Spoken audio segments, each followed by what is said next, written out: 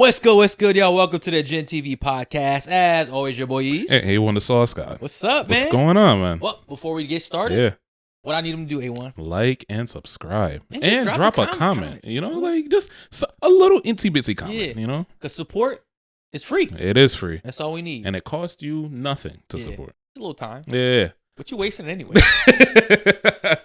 But yo, let's argue? Let's argue. Let's argue. All right.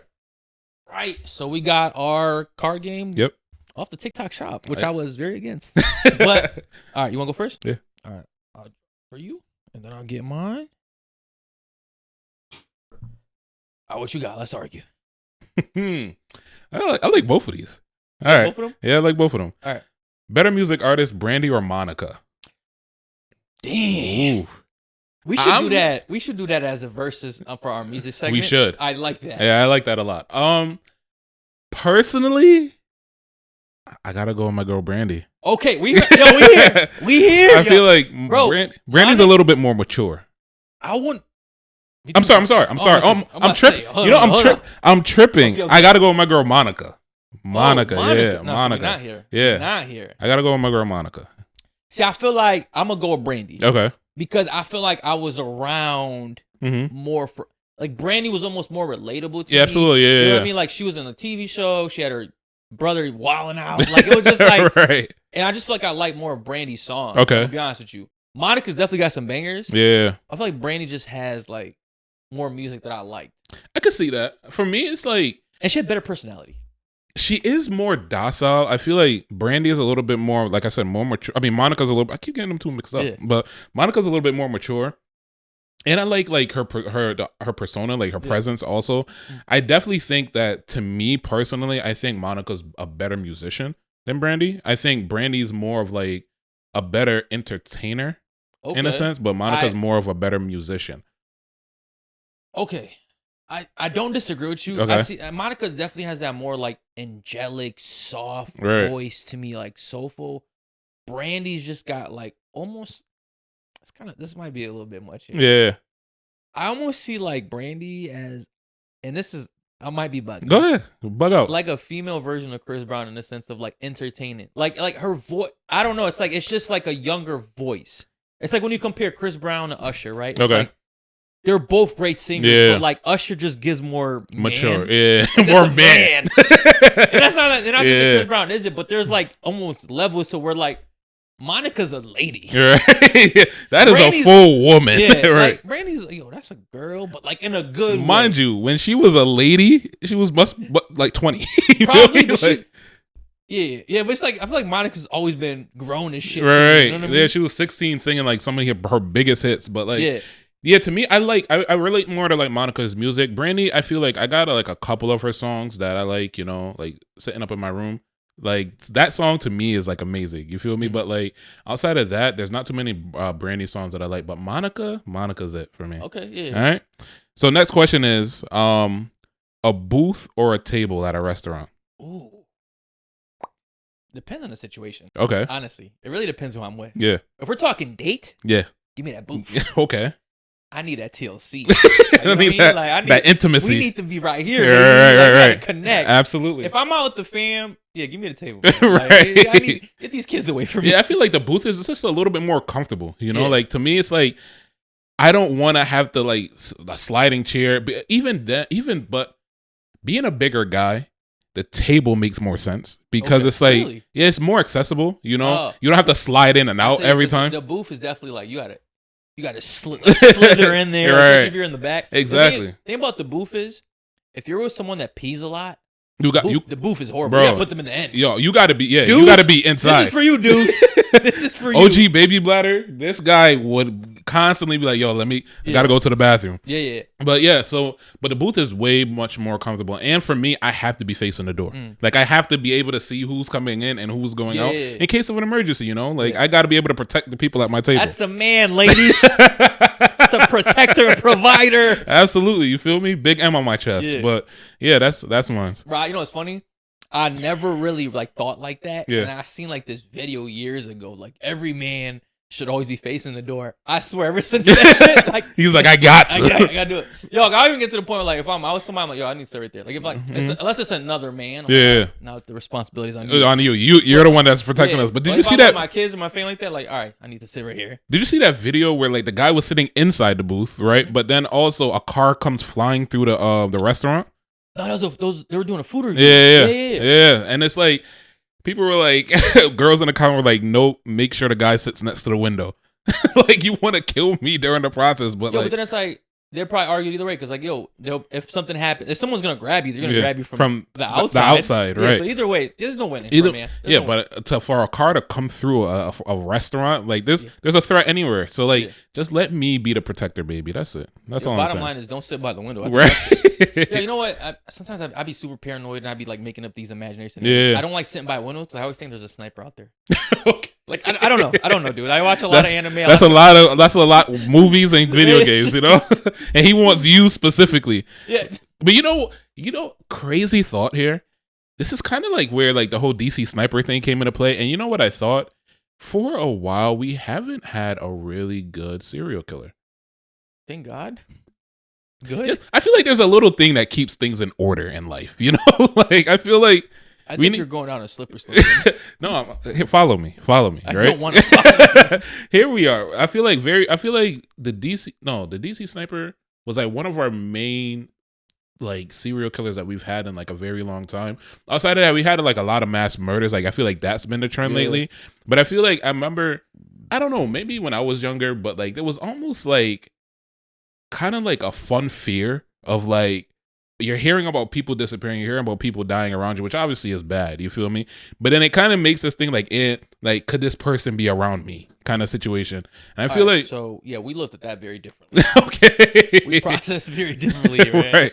No, I was like, I'm fearful for my life. Like I don't care who's around me. Like, right. You know, we don't need any more of that shit. Even when like 9/11 happened, which actually the date is coming up really pretty soon, but I remember one of my earliest memories was like when the terrorist attack happened and like they put it on the TVs in the classroom. Everybody in school was like, okay, like we're next. Like like the Al Qaeda's coming to get us, you know? And it was an honest like fear in my heart that like this may be my last day of school ever. You're coming to Waterbury, Connecticut. Obviously, as a 7-year-old or 8-year-old, you're not really like thinking about that, right? But I feel like we were safe. Right, we were completely safe. I feel like if anywhere the terrorists were gonna go, it was definitely not gonna be Waterbury. But for me, I feel like we haven't had a good serial killer in a while. Yeah, let's keep it that way. I don't know. I'm for it. I feel like these stories are told, like the Ted Bundy situation. Like, all right, yeah, I'm good. Right. All right, this one's probably not gonna be up your alley because I doubt you know any of these movies. Okay, but better movie. Harlem Nights or Life? You know me like a book. You don't know neither one of those. All right, both feature Eddie Murphy. Okay. Harlem Nights, very good movie. So here's a fun fact about me. Okay. Bro. There's only been 2 movies in my whole life that's made me cry. Really? 2 movies. I can't imagine you as a crier. Bro, like these movies were that like emotionally impactful to me, right? Okay. First movie, Lion King.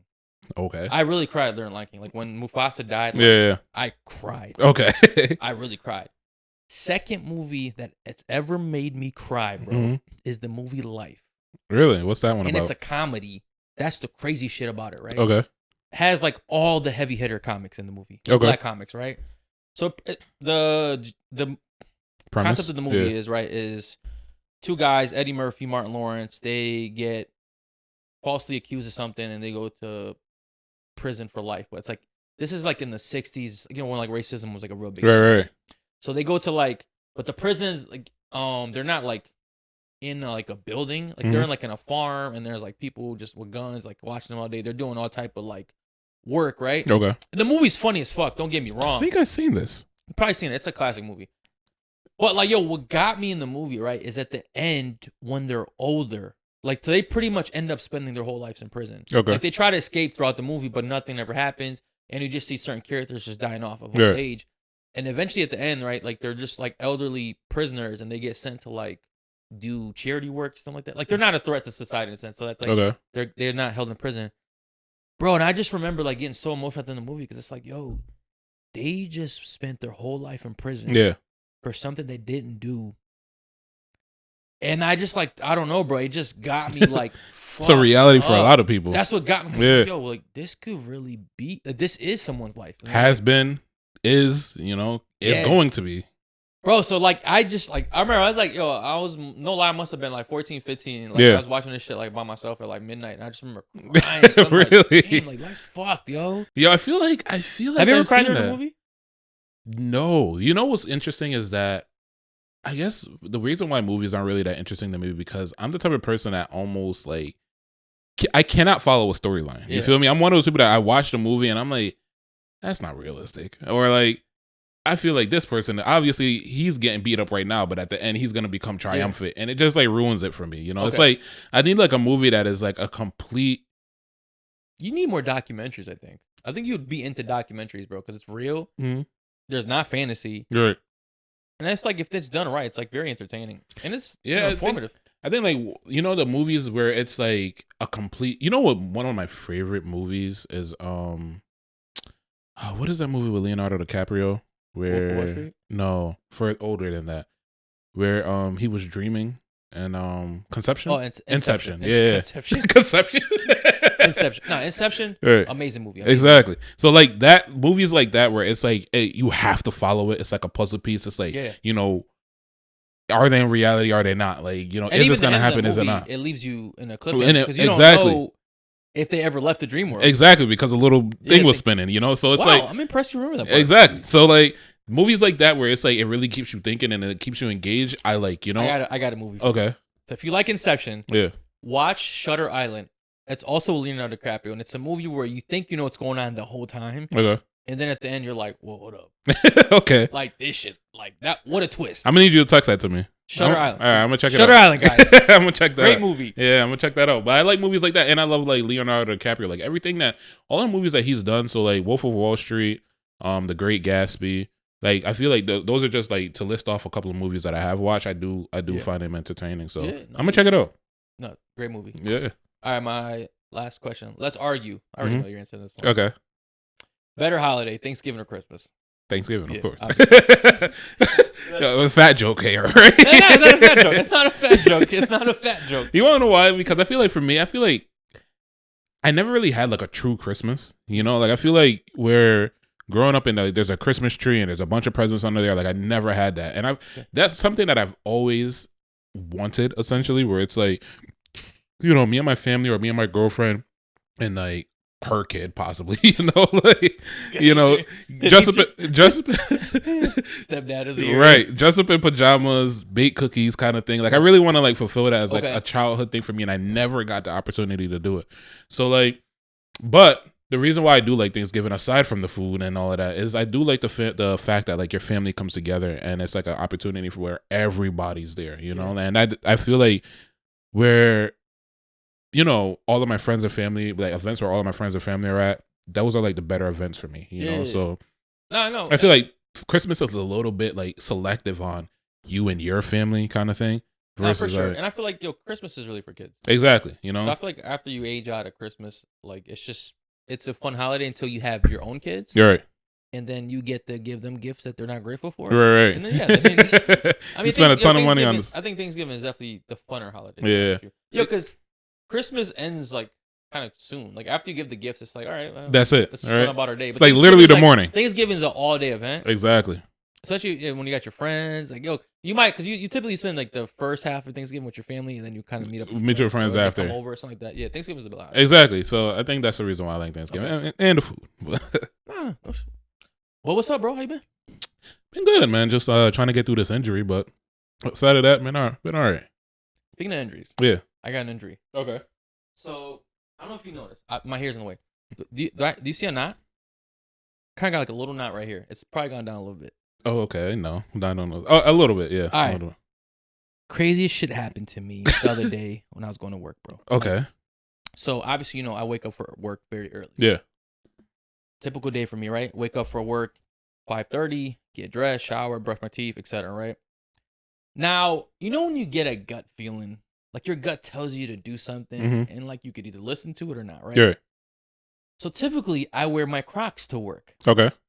Something in my gut was like, yo, put some shoes on today. Okay. And it was raining as well. It was a rainy day. It was very rainy. Yeah, right? yeah.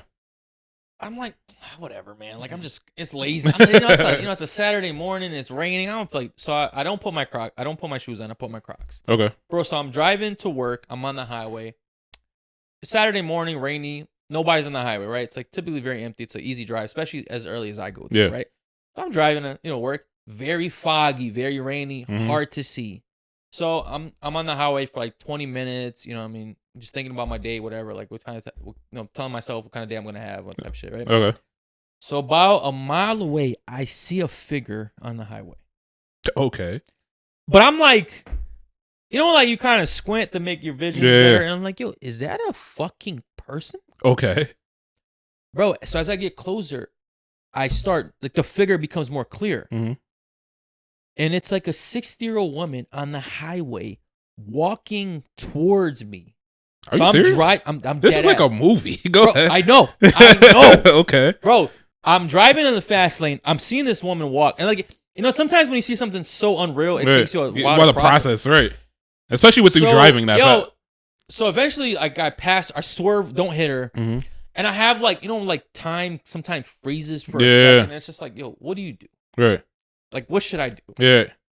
I can go on about my day. Yeah. Or let this 60-year-old woman get hit on the highway. Exactly. Right?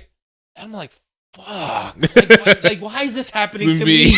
Right. Bro, I pull over on the left lane, right? Mm-hmm. Which is obviously the more dangerous type to pull over. Right. So I overshot her. So I have to jog back to her. Bro, so I'm like jogging. It's raining. Got my Crocs on. Right. Like, it's just like, whatever. It's just like a nightmare, right? So eventually I run to the old lady and I'm like, hey, what are you doing? Right. And she's like, she's West Indian or something, right? Like she's speaking English, but I could tell like it's a heavy accent. Okay. And she has 2 canes. Okay. I'm like, yo, you gotta get out of a double caner? Double caner. Okay. But she's like well kept. Like sometimes when you see stuff like this, you think it's like someone's either homeless or on drugs, right? But they usually have a certain look to them. Right. She's like well kept, right? Like hair's done, nice like jean jacket outfit, whatever, right? And I'm like, yo, I'm trying to like corral her to the grass. Yeah. Because there's like the middle lane, right? Right. And she's like, get off of me. Yeah. Like, so at this point, I'm like, oh, she's got dementia. Okay. Bro, swings the cane at me. I'm like, it's like, what the freak, man? Like, I'm trying to help you. I'm here for you. Exactly, right. Bro. So like she keeps walking. Another car flies by, misses her. Really? Yeah, like barely bro, misses because it's like I'm telling you, it's rainy and foggy, so it's like, and she's on this fast lane. Okay. She's not even on the right side where there's like time to react. Yeah. So yo, after that, like I try to go like I'm trying to just kind of like passively put her. Swings at me at the cane, clocks me in the head, bro. Are you serious? Dead ass. Okay. Clocks me in the head. What the fuck? Look at this bitch. What was your reaction to that moment? Bro, I tackle her, grab her, throw her in the fucking grass, right?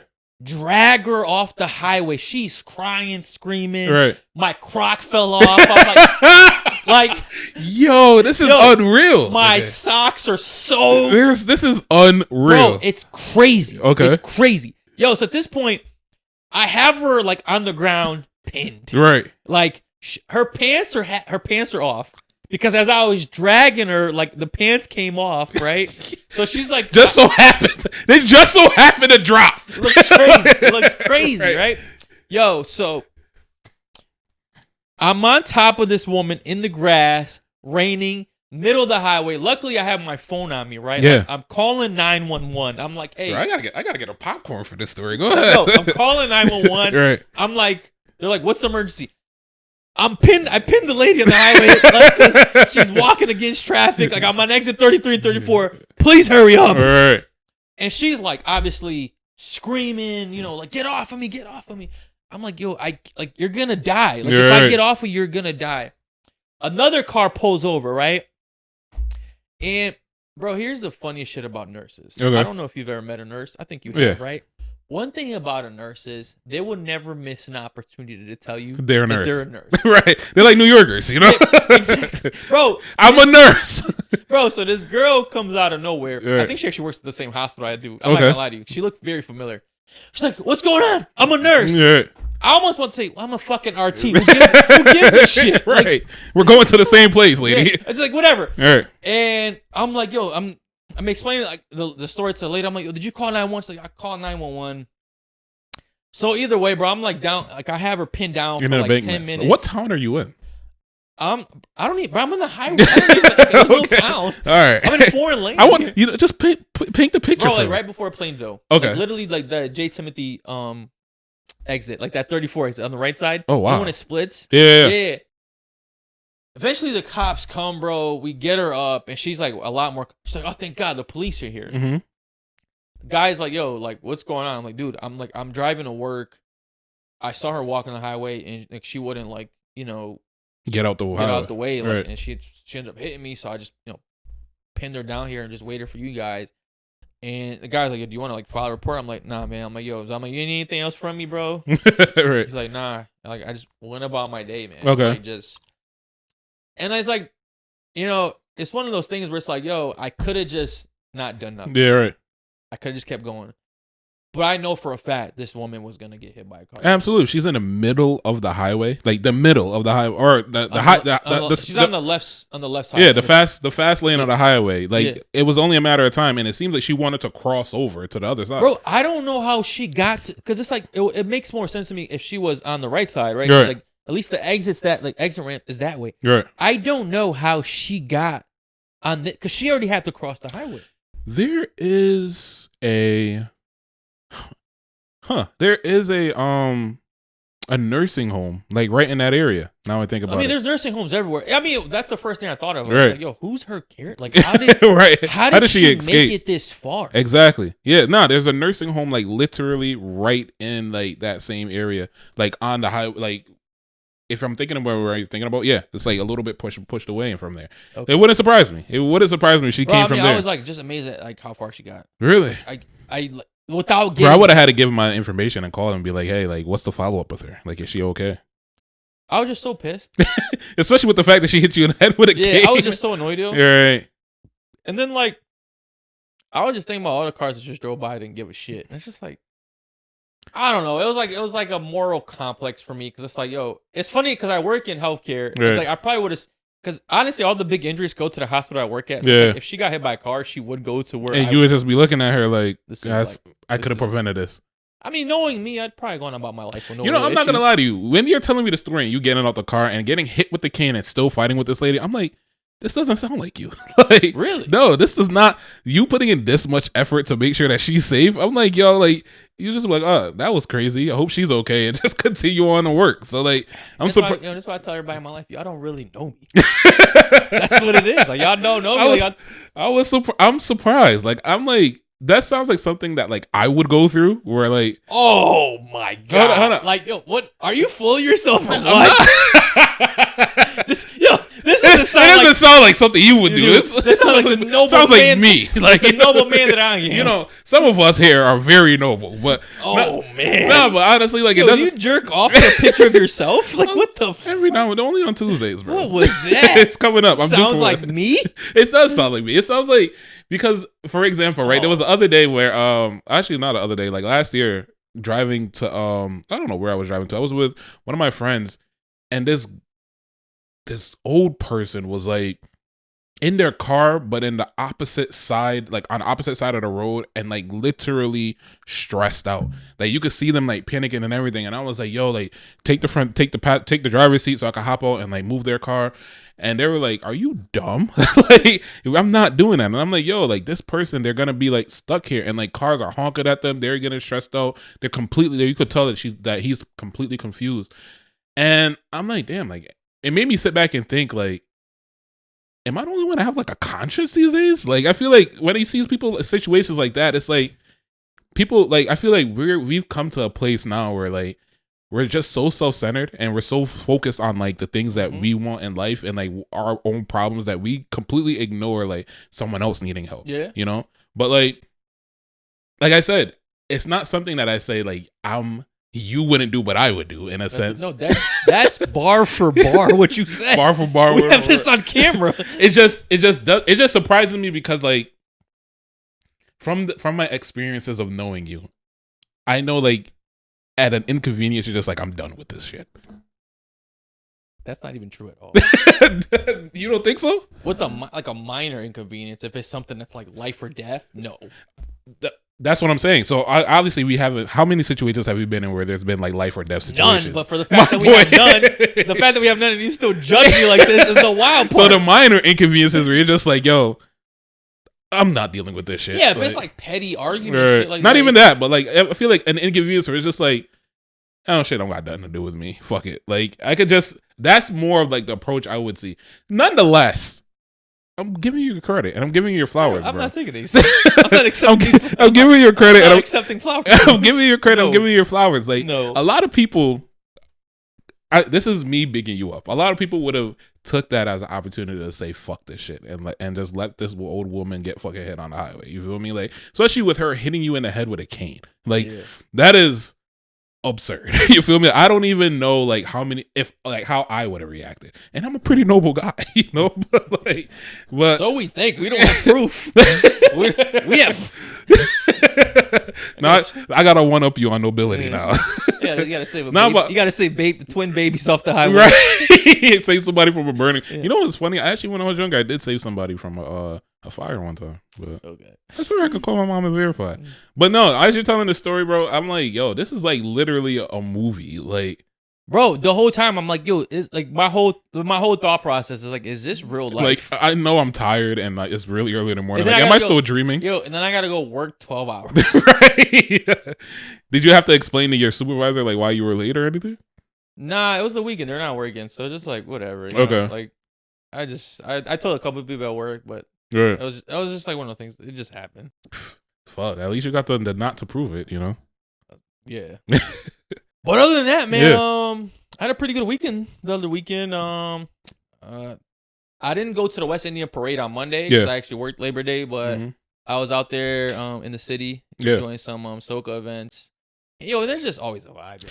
You know, it's one of those things where it's like I didn't know I was missing it until I've experienced it, and I'm like, damn, this is what I was missing. You feel me? I feel like very often, like we go out and it's like, man, it's all right. You feel me? But it's like, yo, when we go out to an American party, your thought process is like, yo, I could have just stayed home. Right. A lot of times. That's really what it is, yo. Right.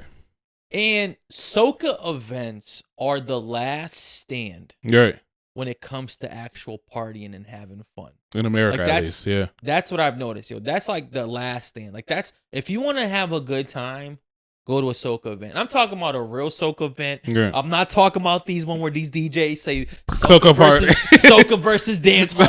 And, like, and then they play EDM all day. Yeah. Like, no, not even EDM. Like they play like the known Soca songs and that's it. Like, I'm talking about a Soca event. I'm talking about you going there to get dirty. Dirty. Like you're getting like you're coming out of there filthy ears. Bro, last time I went, my fucking ears were ruptured. You feel me? Like, bro, actually, I want to thank you, man. Because, yo,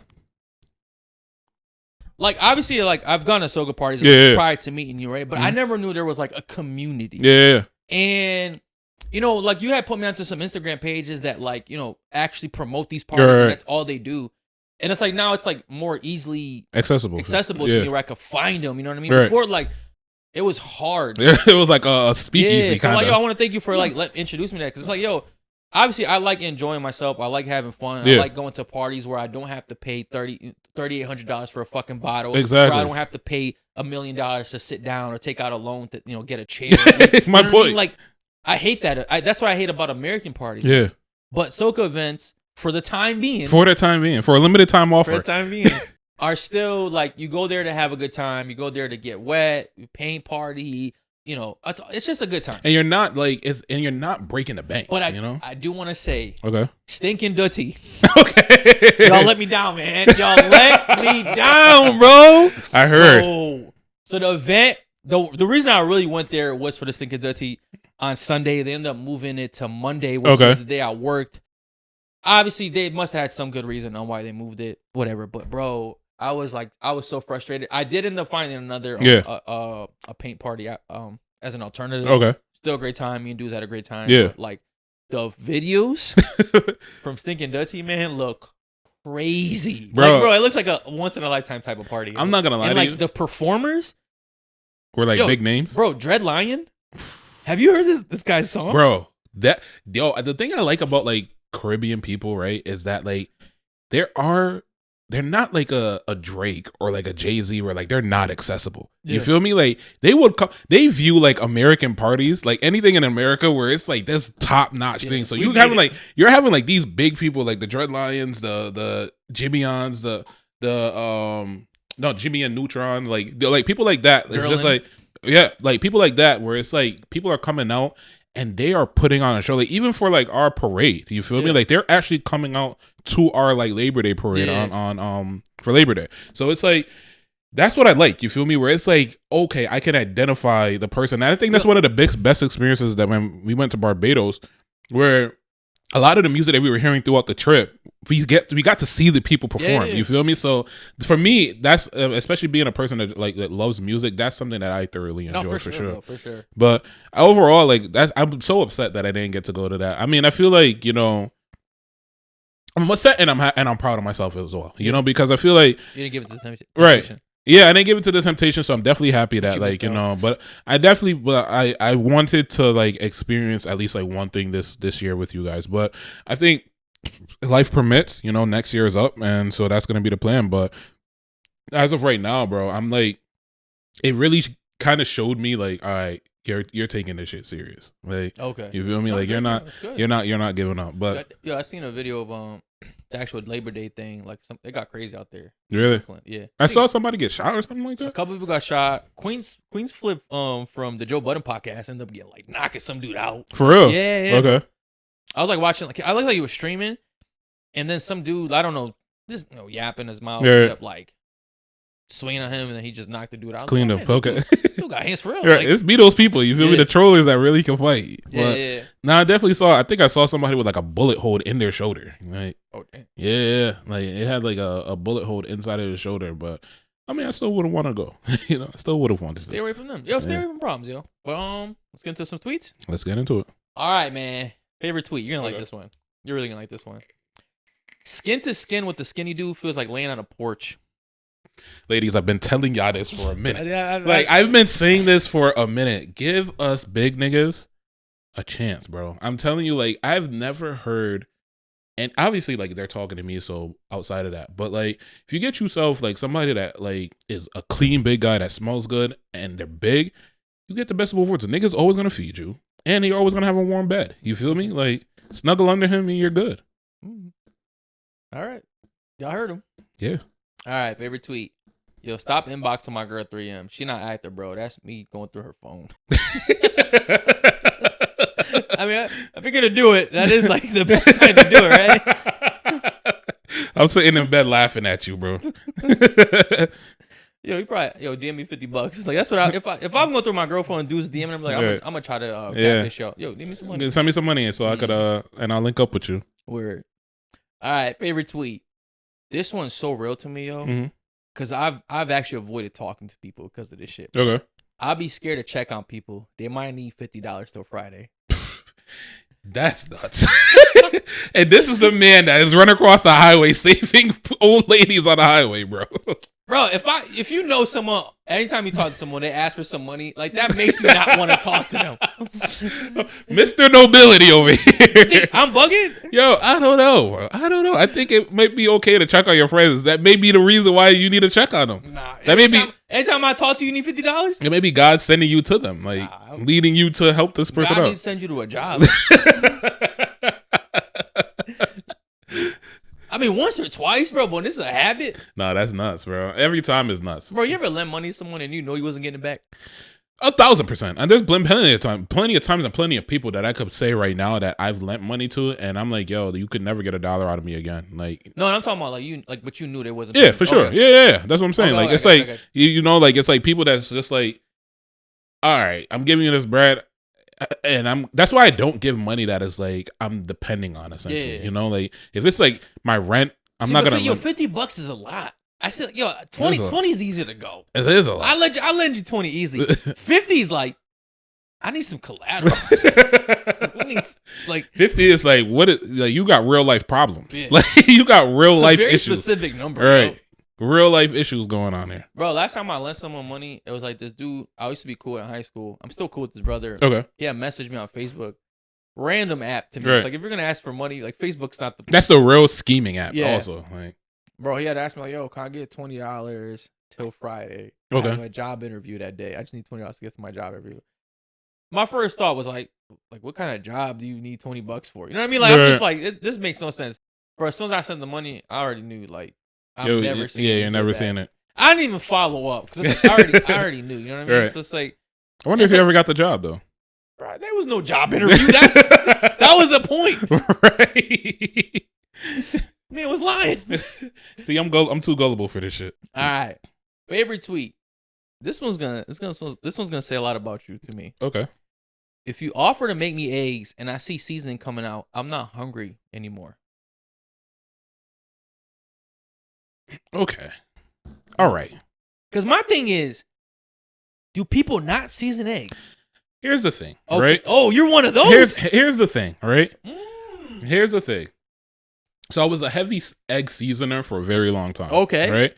And then when I kind of like, I'm big into eggs. Like I said, eggs do not like me. But I'm heavy into, I love eggs. Okay. And I was trying to figure out like, how do eggs get better? Because one thing, most people are going to judge me. One kind of egg I love is like a hotel egg. I don't know how they make their shit so fluffy like that. Okay. But like, I think milk. I did realize that, yo. I watched like this Gordon Ramsay video on him making scrambled eggs. Mm-hmm. And he puts milk or cream in them. Yeah. So I used to do that, right? Okay. I used to put cream inside of my eggs also. Like I told you, I take this egg games very seriously, right? But a lot of passion. It is a passion of mine, bro. Me and Ben growing up, we could easily clear a carton of eggs between us growing up. Okay. You feel me? But so now, like, I'm getting older. I'm trying to figure out like how to make my eggs as fluffy as like these hotel eggs. And I realized that when you add salt into the wet egg, it denatures the proteins. So you have to add the salt after you cook it, right? So that maintains its fluffiness. Perfect, right? But then I found out that like I ended up kind of just appreciating a nice pepper and like fresh pepper and fresh cracked sea salt egg. And that's no garlic, no onion powder. Bro, I feel like when you perfect the egg, you don't need it. Like if you get freshly cracked pepper and sea salt, you don't need it, bro. I don't know, bro. Trust me. I be going crazy. I be throwing oregano in that bitch. Yeah, I'm telling you, like when you perfect your egg, it's not overcooked. You don't add the salt beforehand and denature the proteins. I'm telling you, it is perfect, bro. All right, man. Maybe I'll give this a shot. Give it a shot. Fresh crack. All right. Favorite tweet. This one's so real too. Okay. Y'all ever quit a job application halfway through because they're asking too much? Dead ass, man.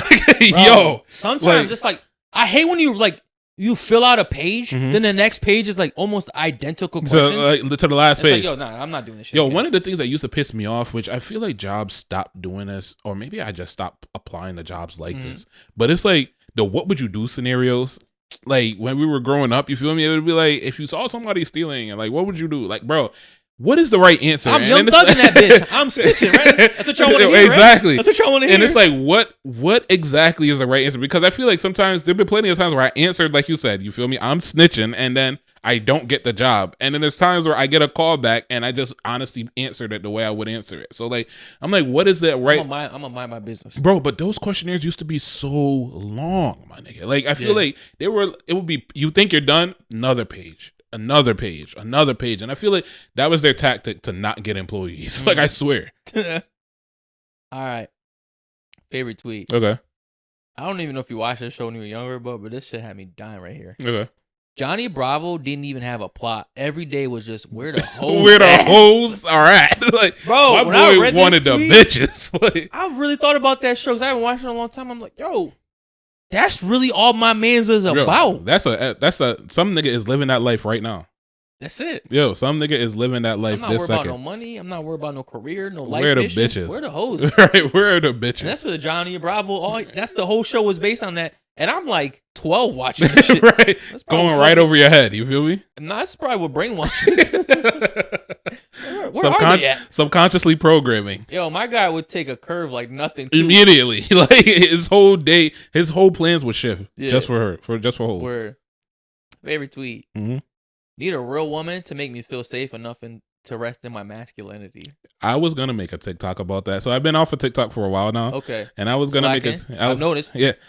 I've noticed. It's not a slack. It's an intentional slack. So it's not like I was like, okay, I'm on it, but I'm not doing it. Like I said, I'm just taking a break from like social media. But I was actually gonna make a post about that. I actually have this written down, like about me kind of saying the things that women typically say and relate are on social media. Like, I need to find a strong woman to rest me in my masculinity, you know, and stuff like that along that. But it's like, it sounds so dumb when it's coming from a man. You feel me? But like, bro, and they don't even see the irony. They don't see it at all, bro. They don't see it at all. Bro, I actually ended up having, I did a video of something like that.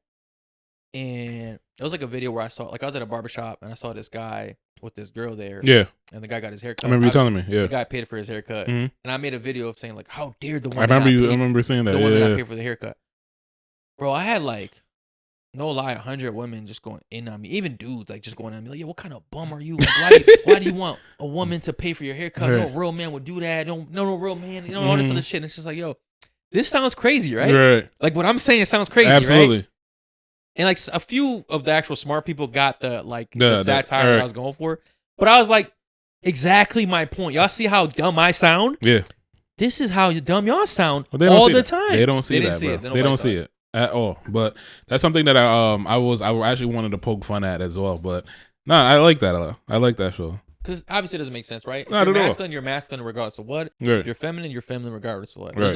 There's no one bringing that out. Bringing it out of like you. It's either you got it or you don't. Some people just don't got it, and they're trying to blame. But typical women like to blame someone else for their shortcomings. All right, last tweet. This one actually not a funny one, but it's like a real one. Okay. It's like I really believe this shit, yo. Stop smoking weed with kids in the car. It's never that serious. I think smoking weed and smoking cigarettes for sure. Anything. Stop smoking around kids. Bro. Yeah, I think so. 100%. You're endangering their health. Right. And you could just wait. Like it's giving crack at. Right. That's what I'm saying. One of the things I never liked is like, you know, even before I started vaping was like seeing somebody in like like a mom smoking and like the kid is in the back seat and they got the window cracked and I'm like, yo, what is going on with you? Like you literally cannot just like you don't care about your kid's health. Not at all. You feel me? Like it's one thing to obviously like not care about your own, but then to not care about your child as well and put them in a situation where they can't even avoid it. You feel me? Like I just don't think that's right whatsoever. And then what do you think is happening to that kid? They're just inhaling all of that fucking weed smoke and then catching a contact. So like it's just not right. Robbie, I hate seeing any adult smoking around kids, bro. Mm-hmm. It's like, yo, walk out of your house, do what you got to do, but like, just keep kids out, keep kids safe, keep your kids safe. Right. But that's one thing I don't get. But hey, all right, bro, let's talk some money. Let's talk money. Let's talk personal finances. Yeah. So where are we at? Let me go first. Yeah. Yeah. I had a little hesitation there. So I am up to $22,700. Whoa! Thank you. My boy cracked the 20K. So I got $7,300 to go till I hit my 30K goal for 2025. That is becoming in reach.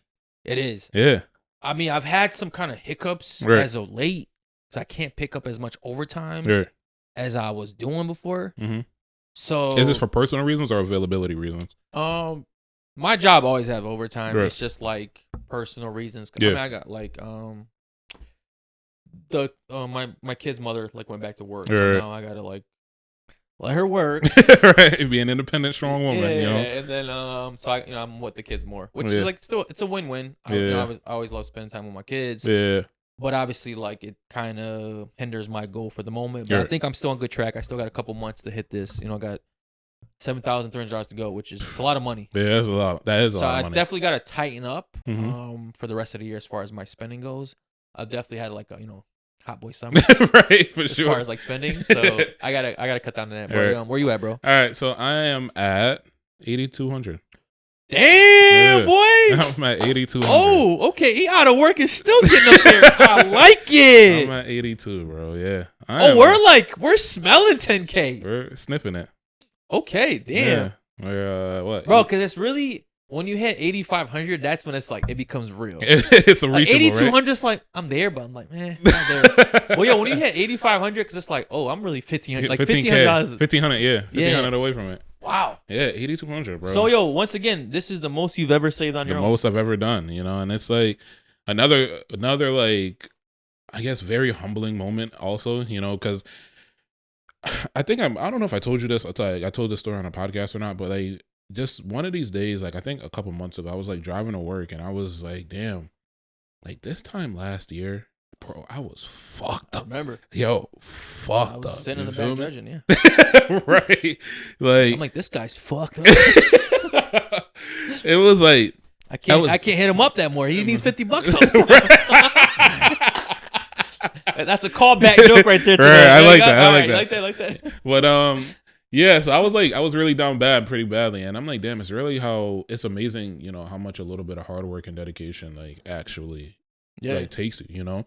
But yeah, like right now I'm pushing like 8,200 right now. Not pushing. I'm at 8,200 right now, and it's definitely a blessing, bro. Like I'm like, man, like this is like you said, the most I've ever saved, the most locked in I've ever been, the most discipline I've ever had towards like, I guess, something outside of like, you know, being vegan. And it's funny because like I remember like you're partially the reason why like I'm in this place now that I'm at, because I remember we were having a conversation last year, I think like early last year or maybe like the year before that, and you were like, yo, when was the last time that you've like dedicated like time to yourself and like for something that you wanted? And I was like, yo, I don't think I've ever done that. You feel me? And I was like, I feel like I'm either splitting it with a girlfriend, splitting it with like life, working, like kind of just like going through like the Squidward hamster wheel, you feel me? But like not too often in my life have I like really sat down and be like, okay, this is what I want and I'm gonna like dedicate all of my energy towards it. So like I remember going into like the start of this whole thing, which was like right before our Barbados trip. I'm like, man, like I really gotta like, you know, pour into myself in some way, you know, and it turned out to be this. So yeah, here we are right now. All you gotta do is stop going to parties and going out to restaurants. Life gets easier. Yo, it's funny because like I remember initially when I stopped going out, stopped partying and all that stuff, bro. I was like, what am I gonna do? You feel me? Like I'm like, yo, I'm like an addict. Like I'm like, what is life? Life sucks. Right. And I feel like it's funny because I was thinking about this either yesterday or today where I'm like, damn, like I've never like I don't even really think about like eating out too much anymore, you know? Like I'm mainly like I guess enjoy eating at home. Like I definitely enjoy like our quality. And I think that's one thing that has helped me through this process is like my community essentially, where like, you know, I could go to my mom's house and like, you know, chill out there, come over here, grab a drink kind of thing, you know? So it does give me that socialization a little bit. What you're talking about right now, and as I was kind of watching this video the other day that like explained it pretty good. I'm probably going to butcher it, but I thought it was pretty interesting, right? It's called third spaces. Okay. So everyone should have three spaces. Okay. Right? Your first space is your home. Mm-hmm. Your second space is your job. Mm-hmm. And then you need a third space where it's like you partake in fun, you know, like. And the video was pretty much explaining how like there's been a lack or a decrease in third spaces for people just because of like obviously costs of everything, right? But you need a third space in your life that's outside of your home, that's outside of your job, where you could enjoy yourself.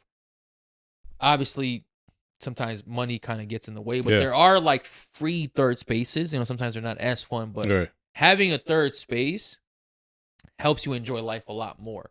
You know, it could be a library, a coffee shop. You know, a lot of people's are bars, lounges. Mm-hmm. You know, you're using your mom's house or, you know, my crib or stuff like that. But like that helps you enjoy life a little more. Absolutely. Because, when you just go to your first and second place, which is just, all right, I'm either at home or I'm at work or I'm at work or I'm at home. Yeah. Life gets kind of depressing, bro. It does. You need a third space where you could enjoy yourself. Break up the monotony a little bit, you know? But that's one thing that like, you know, utilizing my third spaces is kind of what has brought me thus far. You know, it's like being able to find like a free third space for the most part. Yeah, you know, where it's like I get to, you know, for the most part, you know, like even though like, you know, I'm buying beers to like, you know, come over. I mean, bro, like realistically, you have to spend something. Like exactly, like you're not gonna not spend like. But the thing is, which I've always known, but like kind of just ignored. It's like I found so much, I guess, convenience in like going to a bar or going out to eat and stuff. And it's like y'all could literally probably buy a pack of beers for like how much I would spend at the bar. You feel me? And like get way more drinks and not have to like limit myself compared to like, you know, going out. Which, you know, obviously like, you know, the argument could be like, you know, experience versus like, you know, cost. But like I definitely am happy on where I'm at right now. You know, Good, man. I am a little nervous. I'm not gonna lie to you because, like I said, like this is the most.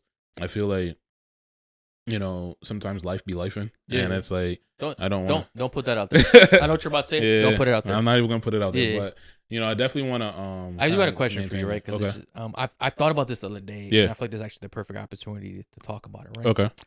How long do you think you can go without spending any money? Like a day, 2 days, 3 days? I was thinking about this shit, bro, because it's like I feel like I spend money every single day. Now, obviously, it's not a lot of money. Sometimes, like, I'll just buy like a $5 coffee. What are we classifying as spending money? No, I'm talking about literally anything $1 over a zero. Like, how many days do you think you can go without spending a single cent? I'm talking about, like, obviously, like, say on Sunday you go grocery shopping. So you have all your groceries for the week. You fill up your gas tank on Sunday, right?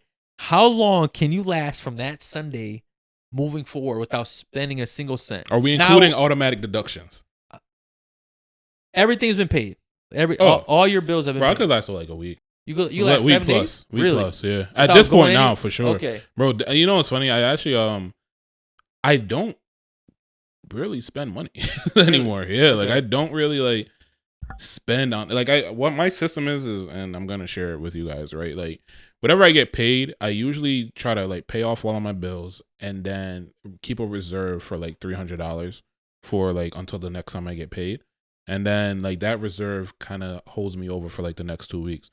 So in between there, the bulk of that $300 is just going into like automatic payments. Okay. Like that's literally what it is. Outside of that, very rarely am I like spending money. Like my thing is, I was thinking about this the other day. Like it's very hard for me not to spend money. Yeah. Like, a single day. I need to cut down my daily spending. Okay. Because obviously I got into the habit of spending a lot of money the last couple of months after I achieved my goal of paying off my mortgage. Right.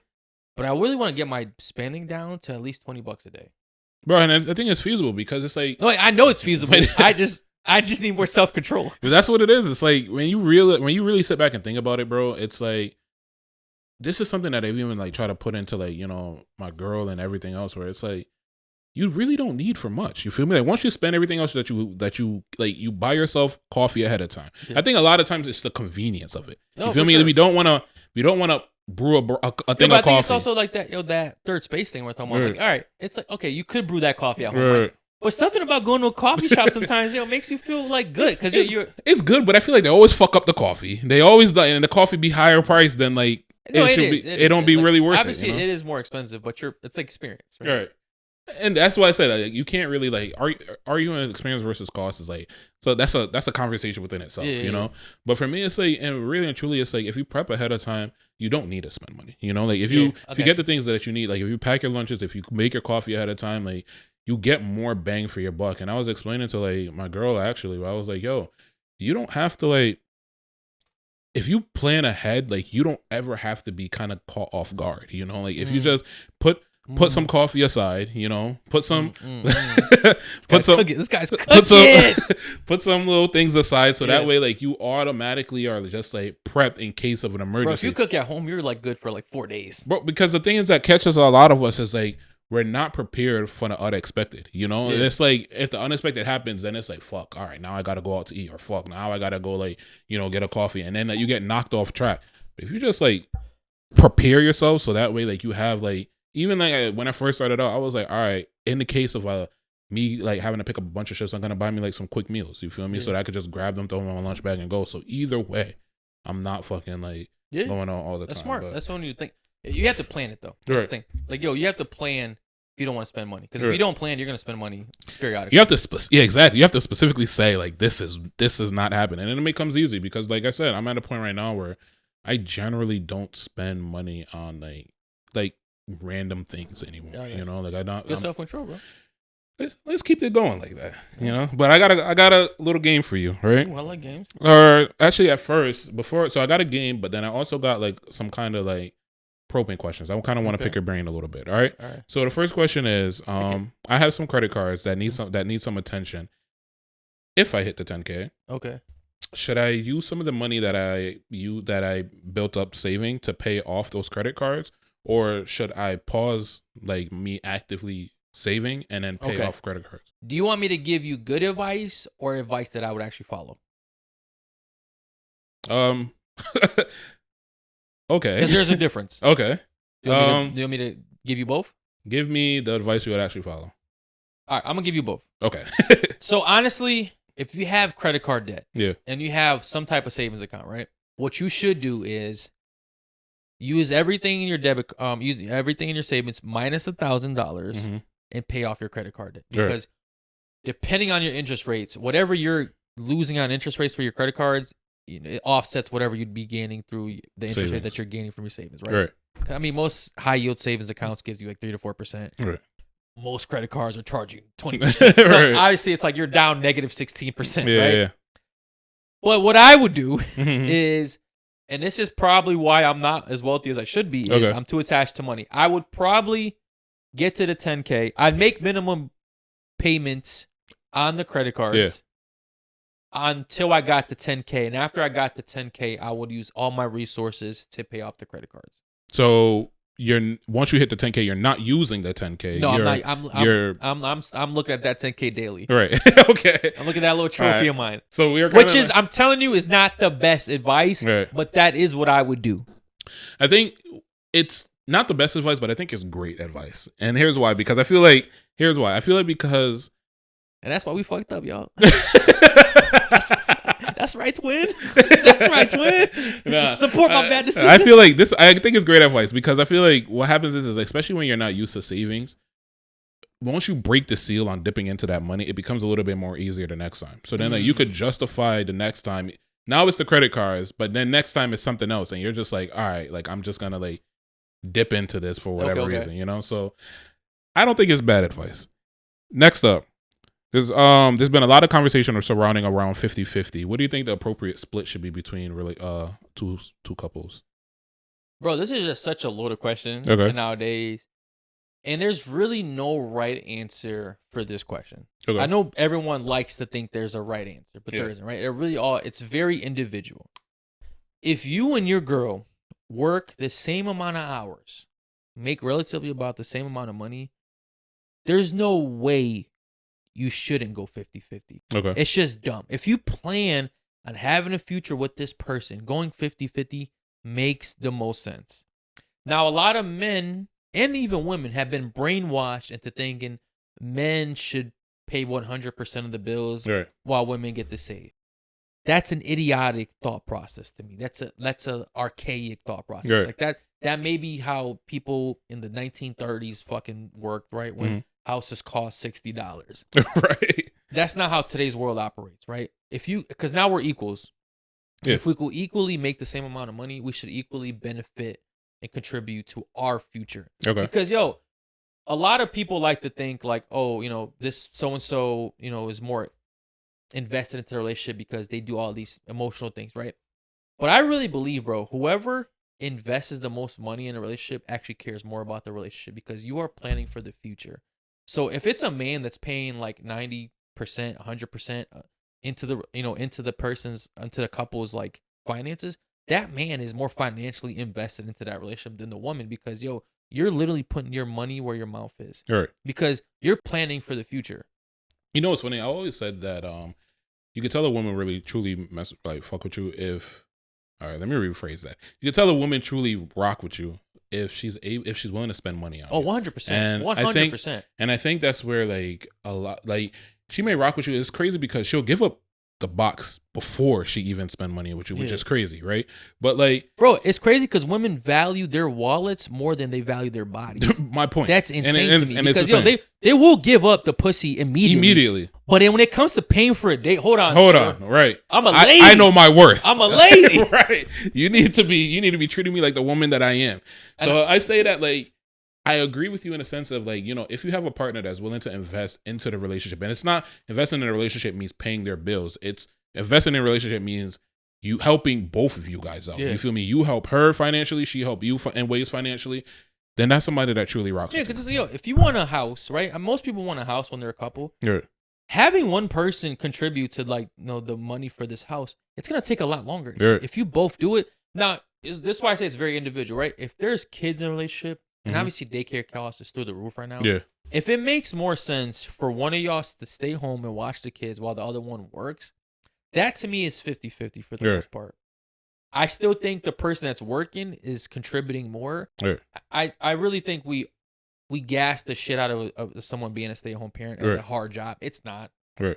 Dude, on my days off, I stay with my kids. It's a fucking blast. We go to trampoline parks. Right. We do homework. It's like, I'm so fucking tired of people making it seem like being a stay-at-home parent is like the hardest job in the world. It's not. Trust me, if I could do this full-time and get paid, I would do it. It's crazy because, like, if you're staying at home, you're in your own home. You don't have your own boss. Bro, you do whatever you want. Versus, like, having to go somewhere and listen to somebody else and take shit from people that you don't want to take shit from. You know when, like, during the pandemic, everyone wanted to, everyone ended up working from home, and then afterwards they were trying to, like, make everybody go to the office, and everyone's like, no, I want to work at home.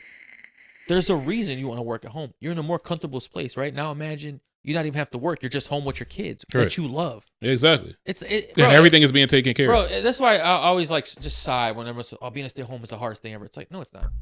Maybe if you have, like, 3 kids that are under 3. Right. I'll give it to you.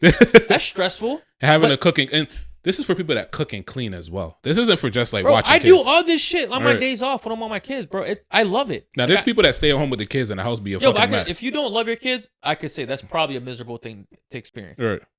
Dude, me and my 3-year-old, man, we just fucking watched Lilo and Stitch. I wonder if you would say the same thing if, like, you had to do it for an extended period of time. Sometimes I do. Like, I'll do 3-4 days. Like, bro, because theoretically, I only have to work 3 days a week. Right. And that's my full-time job. Yeah. So sometimes, like, as a recent, because I haven't been able to pick up shifts, I'm doing this. Like, I just had 3 days in a row where I had, like, I was a stay-at-home dad, and then I went back to work. So I'm not really having a day off. According to y'all logic. According to y'all logic. You went working around the clock, huh? Yeah. Bro, it's not even comparable. Like, but I love my kids. So some people don't. It's not work. I'm telling you, if a lot of people, if they could go back, they wouldn't have their kids. That's all I would say. I want more. All right, next up. If you had to finance a car and you didn't have enough money for it, would you if you had to finance a car and you didn't have enough money to purchase the car in full, okay, would you put more money into the car from your savings to reduce the monthly payment, or would you keep your nest egg and have a higher payment after? I would put more money into the car to have a lower payment. Okay. Because my overall goal is always to have more money at the end of the month. And the only way to achieve that is by lowering your expenses.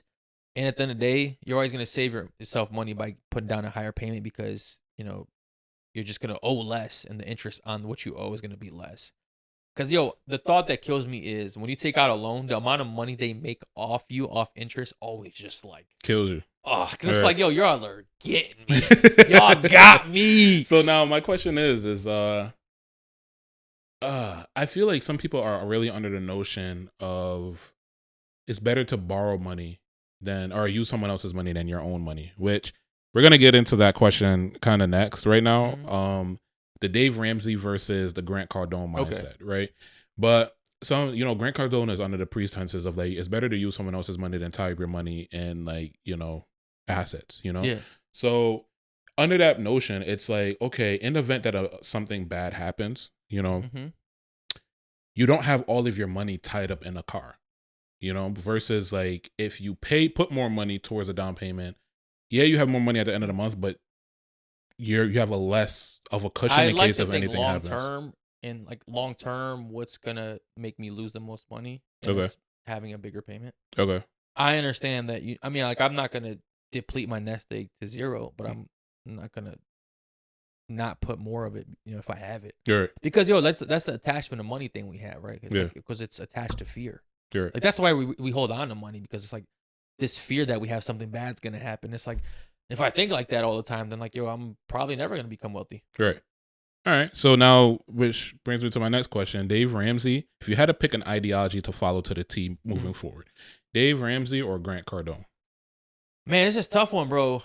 I'm very familiar with Dave Ramsey's philosophy when it comes to money. Right. I don't agree with most of it anymore at this point in my life. I did at one point when I first kind of started my financial journey. Yeah. Grant Cardone, I'm not as knowledgeable on him, but from what I do know, this guy is like credit. Right. Like don't even buy a house. What I will say, he doesn't say don't buy a house. He said don't live in a house. Don't live in a house. Don't live in a house that you purchase. Yeah. So rent it out. That doesn't make sense to me. Get a duplex, rent out a portion of it, let them pay for it, but you shouldn't be paying for the house you live in. I'd go with Dave Ramsey because I'm not at that point in my life where like a lot of the shit that Grant Cardone says even makes sense to me. Okay. Bro, because Grant Cardone's to me almost seems like he's trying to do like a pyramid scheme. Right. He may actually not, but like his level of wealthiness is so beyond my like way of thinking that it doesn't even sit right with me. When like someone says like that, don't buy a home and live in it, it's like, what are you talking about? Right. Like this doesn't make sense. So you're thinking Dave Ramsey by default. Like, but at the same time, like I can vouch for Dave Ramsey, but like when it comes to credit, and he's so against it, I can't get on board with that anymore because when you're mature enough and you have enough self-discipline, credit can be a very useful tool. Okay. I think that, there's obviously balance between the two. I think obviously those are two people that are on polar ends, know, so it's like, which most people think they rock with each other. I think it's funny enough. I think most people that have money tend to live more like Grant Cardone in a sense, where like they tend to like put everything on credit but obviously can't pay it back, versus like the Dave Ramsey where like, they are very meticulous, very mindful about where their money is going and ensuring that they're not accumulating too much debt. Yeah. Versus like people that have money, they're more towards that where even though they have credit, they may have like, I guess positive debt essentially. They're still not really overspending in a sense, But I feel like it's such a slippery slope though when you start thinking like that. Because, like I said, you need self-discipline. Mm-hmm. And most people don't. That's why most people are in debt and they're in trouble. Yeah.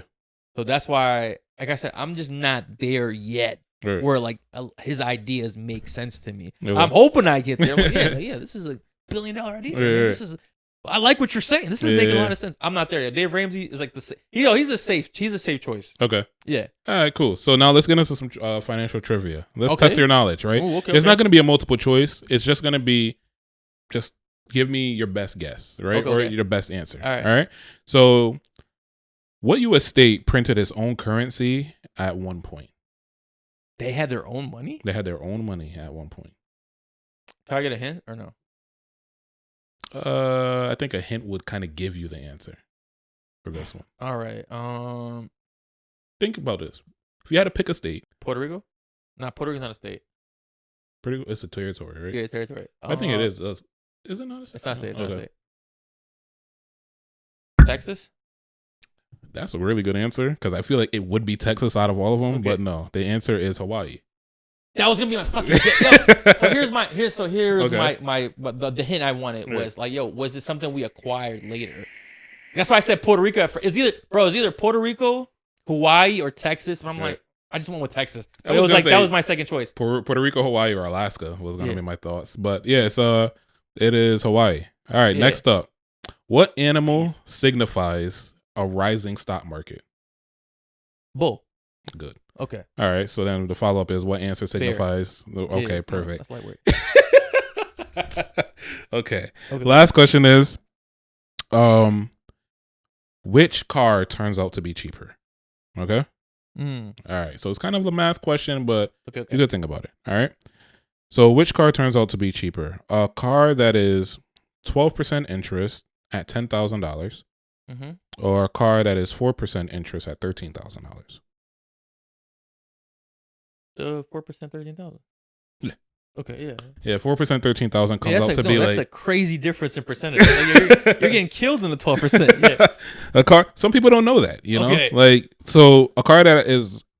You could probably put that car up to $16,000 and you'd still win on the 4%. So a car that at the end, right? A car that is at 12% to at 10,000 comes up to like 16K. And then a car at 14%, a car that is at 4%, a car that is 13,000 comes up to about like $15,000 roughly. Yeah. So some people don't know that. They see the cheaper car, but they're like, okay, that's all that really matters. Always pay attention to the interest rate. Yeah, absolutely. So the interest rate. So that wraps up my finance section. I like that. Yeah. All right, bro. Let's get into some world news. Some news. So what's news? So world news today, right? Okay. The annual Apple event that is highly anticipated is actually coming up this Tuesday. So I feel like Apple has been on a decline with innovation lately. And it's been forever. Right. And yet people are still going to the stores and purchasing like their products, you know? I don't know why, yo. I don't know why. I find it so dumb when people upgrade their phones every year. Like, especially when you have a perfectly working phone. Like, upgrading every year is like the biggest waste of money to me. But I feel like what it is now, I feel like at one point in time when iPhones were innovative, which I feel like it kind of fell off around like the iPhone 5-ish. I feel like, you know, people were going out because like whatever new technology they were bringing out or new, you know, software they were bringing out was kind of like groundbreaking, you know, it was like, whoa, like I have to have that kind of thing. Now I feel like some people were like trapped in that for like, you know, up until like the iPhone 10, 11, 12, somewhere around there. But I really feel like once I hit the 12 and the changes between the 12 to the 13, the 13 to the 14 and so on and so forth have been so minimal, but that people have been really like holding on to their phones a lot longer now, you know? Good. But I still think that there's a good demographic of people that are still running to the store every year. Right? Those are idiots. Those are the idiots, bro. Those are the people that are broke. So I got a couple questions for you, right? So I want to know, where do you think the downfall of Apple's like came from? Like, what do you think started it all? Bro, the moment they stopped selling the charger and headphones with the phone is when I knew this was a sinking ship. Okay. That was it for me, bro. Right. I was like, oh, these people are out of their fucking mind. Right. I could maybe understand the headphones. Right. Maybe. If you catch me in a reasonable day, a couple of drinks, I'm like, okay, I'll let it slide. Right. The charger block is nuts. Like, bro, like y'all don't even like this. Well, I guarantee you they're gonna take out the wire pretty soon. I promise you that's coming next. At least for the iPhone. Bro, I don't doubt that. But it's just like, you know, and even prior to that, you know when the shit got really fucked with them, right? Prior to that is when they took the 2 ports out. Okay. Because that didn't make any sense. Yo, because when they forced you to buy Bluetooth items, right. That's when I'm like, oh, these people or get that stupid dongle that like connected to it. I was like, yo, because the thing is like, yo, y'all were perfect. Right. Y'all were beautiful. Had its own headphone jack, had its own charger. Yeah, like you could do everything at once. Yeah. Now it's like, now we're at the point where we're not getting any headphones and we're not getting any bro, what you call it. I'm just disappointed. Like I'm not even mad at Apple anymore. Right. Like y'all just disappointed. So here's for me. I feel like the moment that Apple went downhill was when Steve Jobs died. That's probably when they stopped. Like that's probably when they start prioritizing greed. Right. I feel like he was like the true, like, obviously like he's a true mastermind, but he's the one that was like passionate about the company and like wanting to like keep breaking boundaries.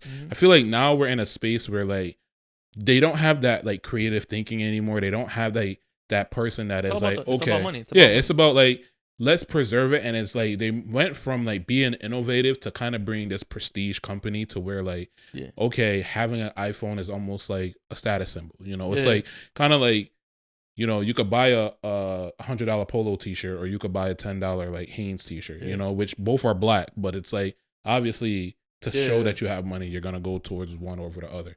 Next up for me is what would Apple have to do in order for you to run out to the store today or when it drops and purchase one immediately? This isn't waiting till your phone breaks. This isn't like, you know, letting this one, like anything happen. This is like for you to just be like, okay, that is so cool. I have to have it. The only thing that Apple could do that would entice me to buy a phone the moment it dropped would be, it's a couple things. Okay. One, if the camera quality did get worse. I feel like, yo, anytime you buy a new iPhone, that camera quality is so crisp for like 6 months. Right. And after that shit, I feel like it reverts to like the iPhone 6. Right. Like, I know I'm not bugging, bro. Like, I feel like it is amazing at first, but then I feel like something with the quality goes down after you use the phone for a while. Maybe we get used to it. Nah, man. It ain't it, bro. I'm telling you, something's off. Again, I feel like there's intent behind it. You know, this is kind of sorry to cut you off, but this also reminds me of like when Apple got sued for slowing down people's phones and like Apple got sued for slowing down people's phones, like the older model phones. It was like in Sweden or something. Something like that, and forcing people to like get new phones. I think wasn't it chargers? No, it was. I think the phone was dying quicker or something like that. No, the phone was just like slowing down. Okay. It was becoming inaccessible. But then they also got sued because they had like the lightning charger. And I guess Europe had a law where like devices had to have like one charger rather than having people carry around multiple chargers. iPhone has like their block doesn't fit like anything else. Right. Like almost any other thing could fit into like a Samsung or Android block, right? That was my next thing. If they could make a phone that actually like the battery lasted, because once again, right? Your first year with the brand new iPhone, the battery lasts you all day, forever, right? Bro, my phone's like 2 years old. I'm at that point where like I need to charge my phone like 6 times a day. You feel me? Like if I use it continuously, the battery dies. I feel like in 2 hours. Dead ass, and it's like it's like one of those things where it's like you definitely notice for sure because even like you purchase, like you said, you purchase Apple product initially, that shit fucking. You could probably lapse a day. You feel me? I've done that. You definitely do that. Right. Now it's like I'd be lucky. Bro, and I'm sick of them fucking charging me $10 every month, and I don't know what it's for, they charge me like $9.99 every month, and I don't know what it's for. And it's always at the randomest time, and it feels like they just hit like not too long ago. Bro, Apple's slowly becoming a Ponzi scheme, bro. I'm telling you. Like I'm not trusting them, man. All right. Next up is what could you predict that what do you predict that the new iPhones are gonna have? Bro, there's new emojis, probably different like rearrangement of photos and videos, like nothing useful. Right. Like just more useless bullshit. Camera's gonna be good for 6 months. Yeah. Charger's gonna be good for 6 months. Like and that's it. It just all goes downhill, bro. I think they're just gotten so greedy. All they care about is taking advantage of their customers, and it's just only a matter of time, bro. I feel like every year they probably lose, retaining customers every year. So what is all right? So I'm gonna say that what's holding me back? Hold on, I'm gonna say right that I feel like my predictions for the next coming iPhone is going to be a better camera, a better phone, a better battery, and faster processor. And I feel like it's gonna be wrapped inside of the same kind of shell as like that's the 17. Mm-hmm. So like it was just funny because the 14 Plus was big, right? My 15 Plus, they decided to shrunk it down a bit. The 16, they decided to bring it back and put it big again, which is literally the exact, like if you look at the phones and you had them turned over face down, you would not be able to tell the difference. So now with the 17, I believe it's going to be somewhere within that same realm. You feel me? And I guarantee you, bro, better camera, faster processor. For 6 months. For 6 months. I'm telling you, for 6 months. Better camera, faster processor, better battery, and I promise you it's going to be the exact same phone. But what is stopping you from like transitioning over to Bro, to it's like Android's quality. Right. Like, if their quality in pictures and videos didn't look like someone shot it in 1978, like they would be winning. They just need to fix the quality of their camera. I don't know what it is. I don't know what's wrong with it. But that's what's wrong with them. It's funny because the cameras in Androids are much better, but like the problem is the apps. The apps aren't supported. Maury read the results and that was a lie. How is their cameras better, but their quality sucks? It's the apps. The apps aren't optimized. Like the camera quality is better if you take it if you take the picture and view it on an Android. But if you take the picture and try to upload it to something else, it's terrible. Yeah, but everything else is you upload everything. Like, it's just, I don't know, bro. I mean, especially for us, we do clips and we do podcasts. It's like I can't do that on Android. No, absolutely not. You look like low quality. You're like you shot it in like 2006. I'm not doing that. Nah, but so that's my world news for this time. All right, some local news. Okay. All right, and some local news. Waterbury, Connecticut's in the news. Waterbury, Connecticut is moving to ban motels and hotels from renting rooms by the hour or for less than 12 hours. City leaders say the short stays are often tied to drugs, prostitution, and sex trafficking. Very dangerous. The ordinance would fine violators up to $250 and give the city power to enforce it directly. This goes beyond a 2022 law that only banned discounts for alley rentals. A public hearing is set for September 8th, and the Board of Aldermen could vote the same night. If passed, Waterbury would join other U.S. cities that already banned hourly rentals to crack down. Now, I think it was Channel 8 News did contact the Big Apple Motel downtown, which is primarily what this is targeting. Yeah. And asked them about this, and they said they have already banned, hourly hotels, but who really, or motels? Who really knows? So, I guess my thought of it, I'm cool with it, man. Like, who's really renting a motel for an hour? My personal opinion, I think we're focused on the wrong things. I think like Waterbury officials, they would rather dedicate all of their time and their resources to the things that just don't matter. You feel me? Like we have holes in our streets that need to be fixed. So I don't disagree with you that way. I do think sex trafficking is a bigger problem than a pothole. Now, is that pothole a bigger inconvenience to me than sex trafficking? 100%, because it affects me in my personal life, right? But the thought of knowing that sex trafficking or prostitution or anything that's like that illegal, not prostitution, I really don't give a fuck. I don't really care about prostitution. I think they should just legalize that shit, make an actual whorehouse, and let those people do what they got to do. I was about to say, like, because the prostitution has been around for centuries, bro. But sex trafficking, man, like, thought of like knowing that could be going on where I live at, and then like that could affect, maybe some people in my life. I think that's something we definitely gotta, attack now. Here's the thing. I don't give a fuck. Right? The sex trafficking, bro, it's like... You don't care? No, not at all. Because I feel like at the end of the day... What do you mean? I feel like here we are at a place, right, where for sex trafficking, it's like we can focus on the sex trafficking, which crime is crime regardless. You feel me? Drugs are always going to be sold. Crime is always going to be happening. Robbery is always going to happen. Sex trafficking is always going to be happening. We could allocate our time to those things that have been happening for centuries, right? Or we could allocate our time to the things that actually could improve the quality of life of the people in the city right now. I think getting rid of sex trafficking, bro, you're not gonna get rid of it. That's the thing. You feel me? I think you could try to help it. Like, I mean, bro, if you know a place is doing or partaking in this activity, like, you should feel like shit if you're someone that actually has like the power to change it and not make the change. I feel like, this vote should 100% go through. And I feel like, it's not negatively going to impact anyone else, like, except the motel owners. So, all right, now they can't charge by the hour. I think the come up and the positivity that could come from this is way bigger than anything else. I don't think. And it doesn't mean you can't do both. Like, you could vote for this and still fix potholes. Like, but the thing is, I feel like that's generally not how it goes. I feel like in a perfect world, yes, like we would allocate our time and our resources to like both of these problems, right?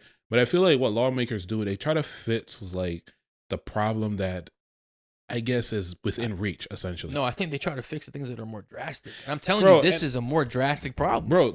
Because you ban sex trafficking, or you ban the hourly thing from happening there. That's not gonna stop sex trafficking. Sex trafficking is definitely gonna put a halt on it or make it more harder for the people that do it, because they just won't go there. Like they'll just do it. They'll just do it out of a house. If there's less places for them to go, right, it's less victims. Yes and no, bro. I don't think so. I think so, bro. I think because the Apple Motel has been around for what, like 10 years now. I don't know. So I thought it was less than that. And maybe even less than that, right? So the Apple Motel hasn't really been around for that long, and the sex trafficking has been a thing. You feel me? And I feel like but to have a place where it's a thing, But that's the thing. Is it a thing there? Like, I mean, bro, they've had protests in front of that motel multiple times to try to get rid of it. Like, because something happened a couple years ago where something with a young girl happened in that motel. I don't want to. I think so what happened with the story with the young girl was that, like, I guess it was speculated that she had went there. Now, don't quote me on it. It was speculated that she had went there and was like dealing with sex trafficking, but from my understanding, she ran away. Okay. Right? I don't remember 100%. I just remember they protested it. Right. I don't remember 100%. But what I'm going to say is that I believe that, yes, sex trafficking shouldn't be happening. You feel me? I feel like, we need to ensure that our women are safe, our children are safe, and whatever. But I feel like what our focus is, like I said, as lawmakers, if we're going to constantly be dedicating our energy towards, constantly dedicate energy and resources to things that don't matter. Like, they rebuilt that fucking South Main Street shit, that whole, like, walkway, spent millions of dollars on that shit. For what? How do you know how much they spent? I went to the mayoral luncheon. Oh, you know they spent millions on that? Bro, I know for a fact. Like, okay. No. If you know, you know. I went to the mayoral luncheon, right? Okay. And they were so proud, and they were talking about that, and they were so proud and saying that, like, the crime rate is down in the city and whatever. But yet, all of the money that we're using is going towards, like, the things that just aren't of importance. And I believe that, like, but I also disagree with you there, right? I think stuff like that is what makes a city better. Like, you need, like, it's a third place, right? Like, cities need more of that stuff, right? Like, all right, I understand. Well, you're not a walker, you don't like jogging and stuff like that, right? But for someone that does, right, instead of having to go to another town and potentially, all right, you go to another town, you buy a coffee over there, and now you're putting money into their, town, right?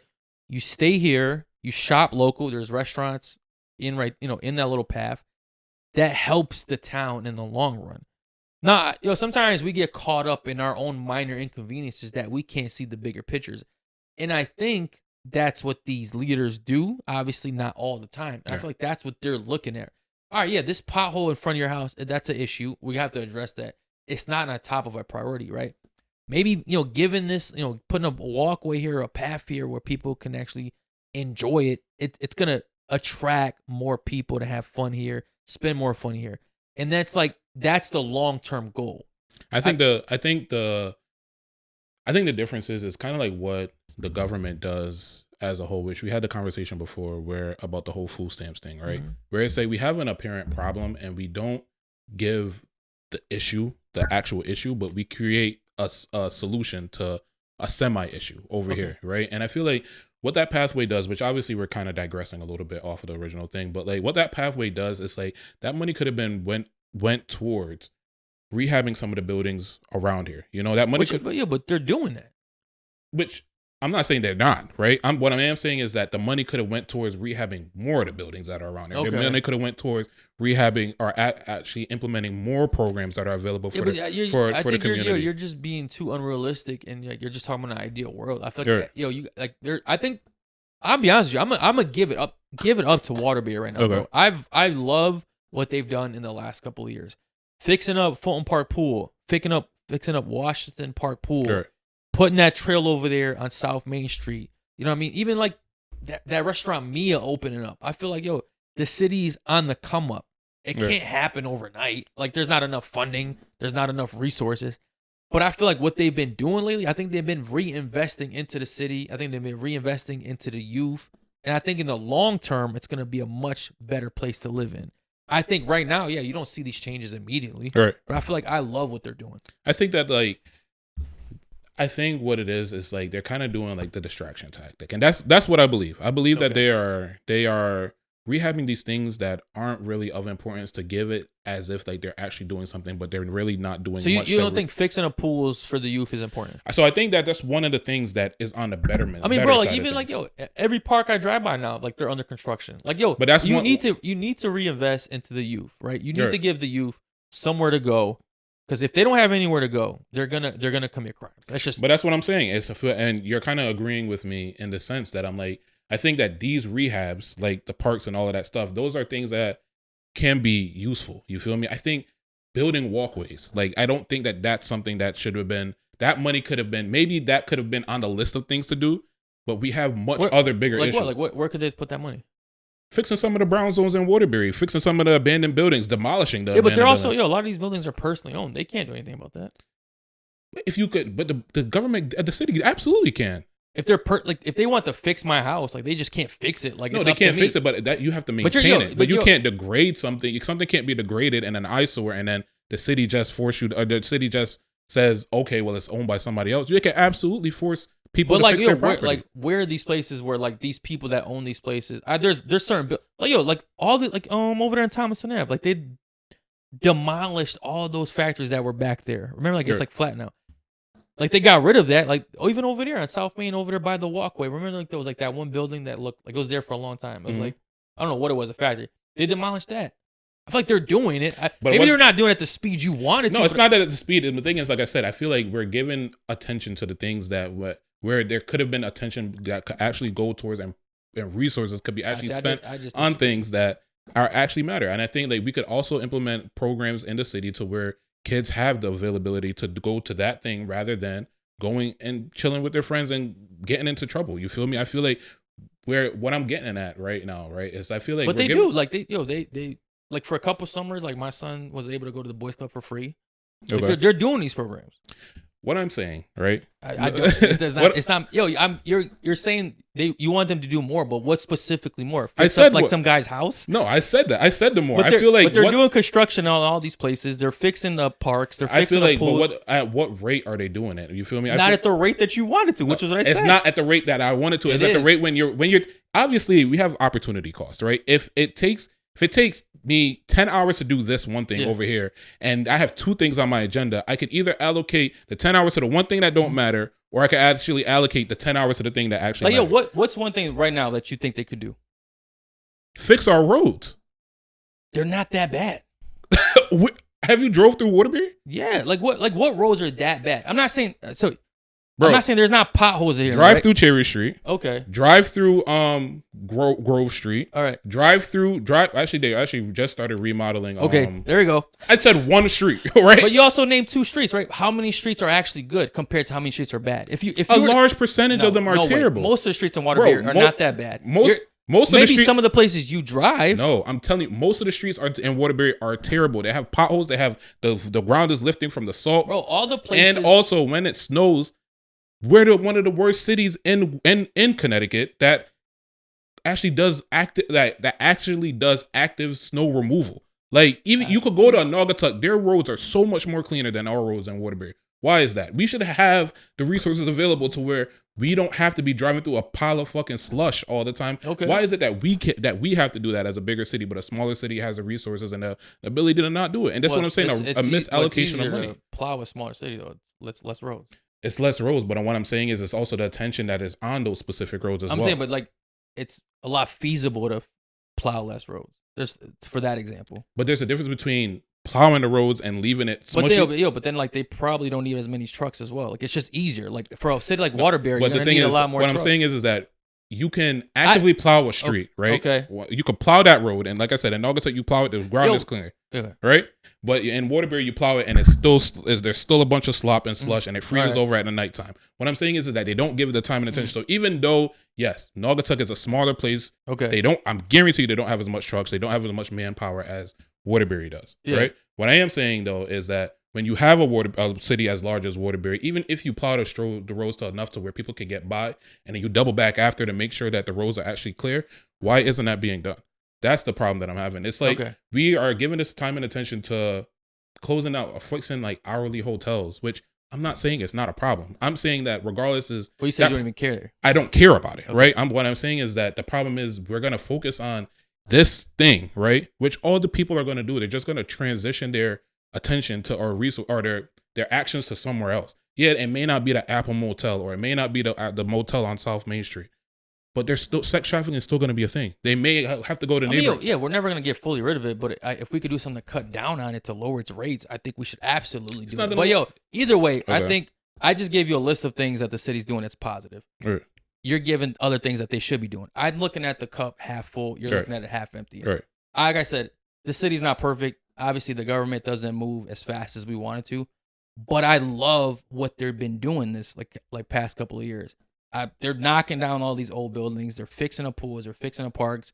They're giving free programs for parents to put their kids in. I feel like they're doing amazing. Could they be doing better? 100%. Everybody could be doing better, right?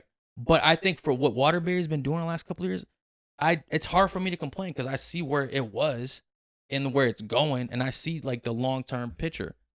You could focus on the negative. Sure. That's the thing. I mean, the thing is like I said, it's you're not gonna stick a lollipop in my mouth and beat me in the process and tell me that you're not creating pain. And I think that's what Waterbury is doing. They're sticking a lollipop in our mouths and saying like, hey, like ignore the fact that we're not doing these things. They're not creating pain. The pain's been here. The pain has been here, but the pain's becoming less.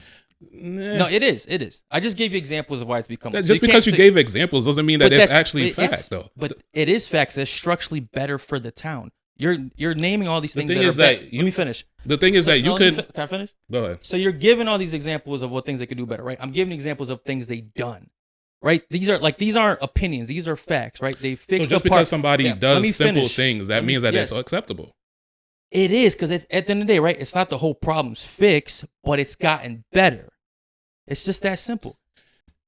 So the problem is that we have a mentality of believing that doing better is good enough, and that's not good enough. It's like just because a situation is better than what it had. Okay, congrats and a pats on Waterbury's back for being in a better position than where it has been last year, right? But does that mean that we're optimized, that we're actively moving at an optimal rate? Absolutely not. If we're misallocating funds, if we're putting money towards the things that actually matter, if we're wasting time on targeting hotels that give in hourly rates or whatever the fuck, we are clearly not using our manpower for things that actively. The problem is Waterbury's crime rate is super high outside of. It's actually lower. But it's lower. It's decreased. This is fact. You outside of hotels. No, look it up. Right. the crime has actually gone down in Waterbury. This is not, once again, not opinion, factual. Now, is the crime zero? No, but it's gone down.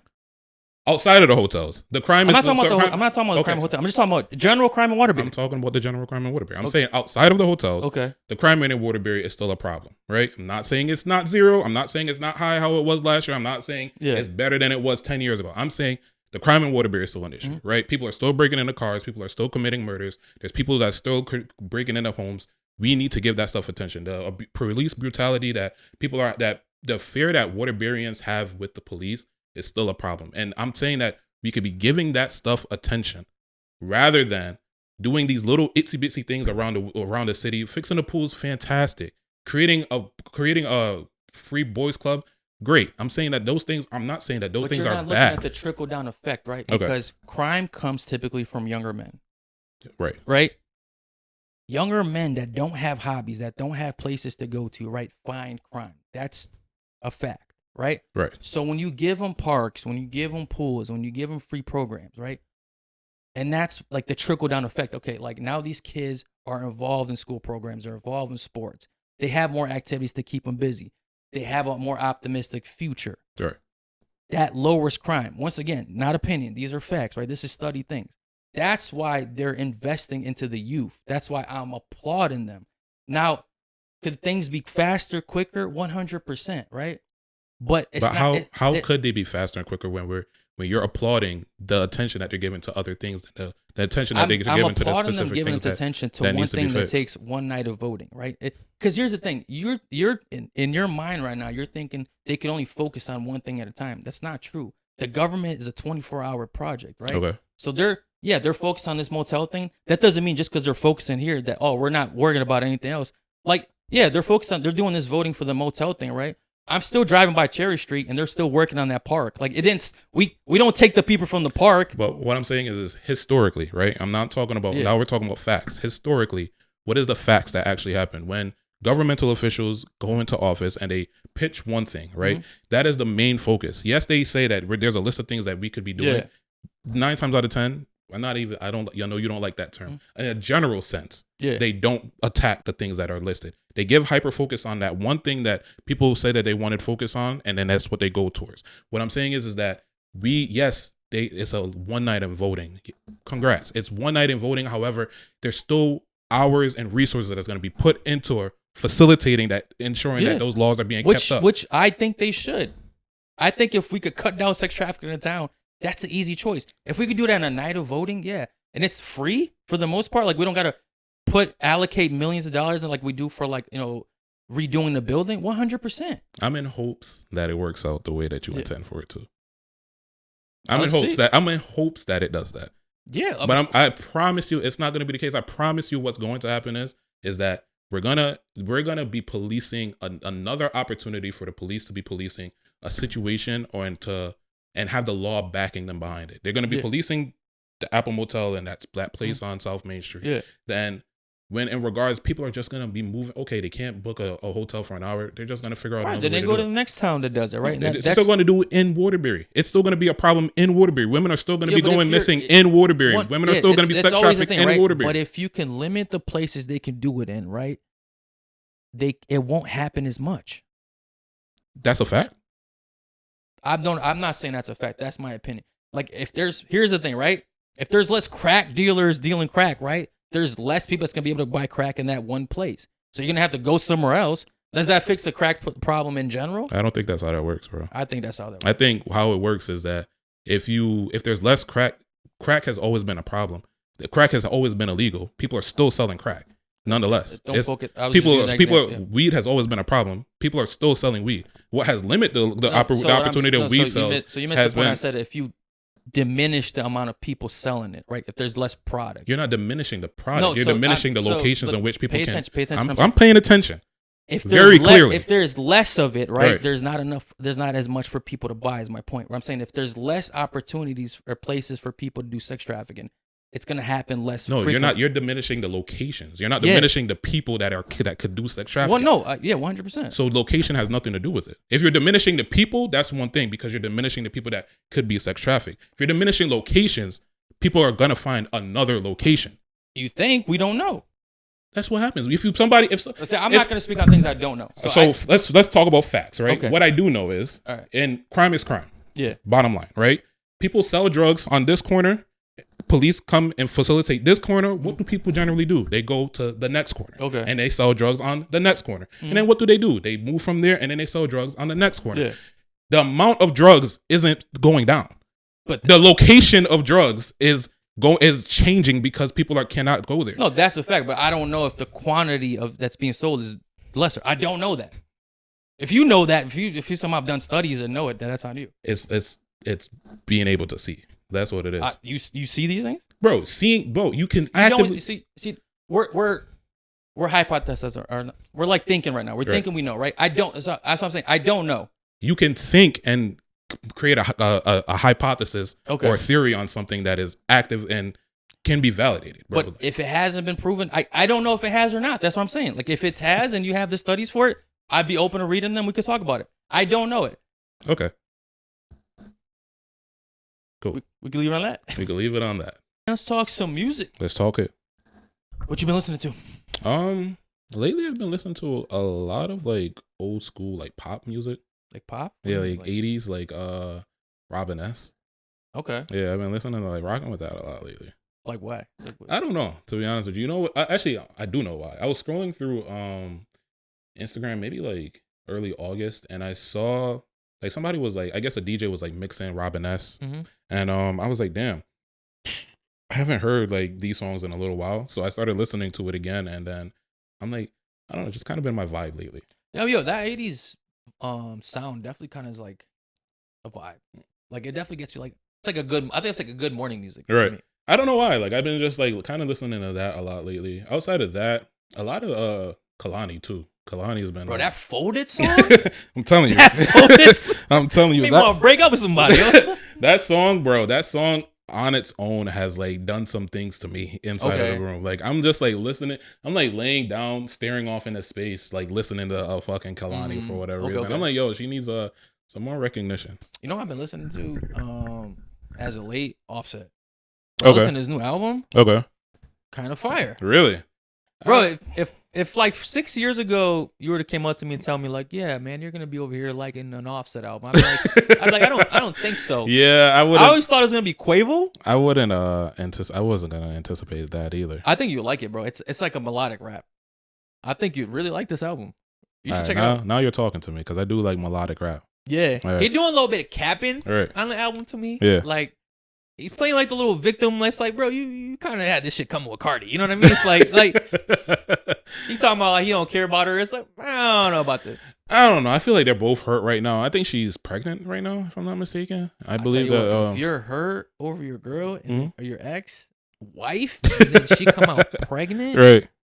No, I don't know how you like live through that. I think she is like fucking pregnant right now, and I think that's also kind of just like stabbing him a little bit more. But then she also got like those legal issues that she been having. She won that battle. Really? Yeah. I don't even know what it was for, but I remember it's like definition of character or something like that. Against who? I didn't really keep up with it, but I saw like some of the court videos, and she was taking that shit as a joke. Yeah, I saw she was like fucking sleeping in an end of courtroom and all types of shit. But she ended up winning. Yeah. Oh really? Yeah. Okay. Yeah, I was like I was going through Twitter, and like that has been like one of the main things that I was seeing was like the whole Cardi B situation. But then the next thing was like the whole fucking I can't scroll without seeing Thug situation going on. Oh, bro. What's this Thug? This Thugger. Bro, every time like I'm on Twitter and I'm like, yo, what the fuck? Because like I said, I deleted a lot of my social medias. Twitter is about the only one that I use, and that's not even like that often. Like I honestly like I feel like Twitter has like the best news. So like whenever like I'm prepping for the podcast or whatever, like that's the one like I kind of like scroll through to kind of see like what's trending right now. Okay. And bro, it's like nothing but Young Thug. There's a new leak call every single. I'm not even joking. I feel like there's one every single day. Bro, it's wild to me, and it's crazy. Bro, I wouldn't even be surprised if there was a leak call about us at this point. Like, bro, everyone's getting it. Yo, and it's crazy because it's like one of those things where you could tell he's a little bit embarrassed or ashamed, especially like after listening to like the interview, which I didn't watch the full interview. I just watched a little bit of clips. You talking about what that dude, the old head, the old guy? black guy, yeah. Actually, I was watching that too. I'm like an hour and 35 minutes. Bro, that's a long ass interview. Yeah, I didn't watch the interview. I didn't even start the interview. I've just been like, literally, like I said, all I've been seeing is just like clips. Like, So like, yo, Thug is a yapper.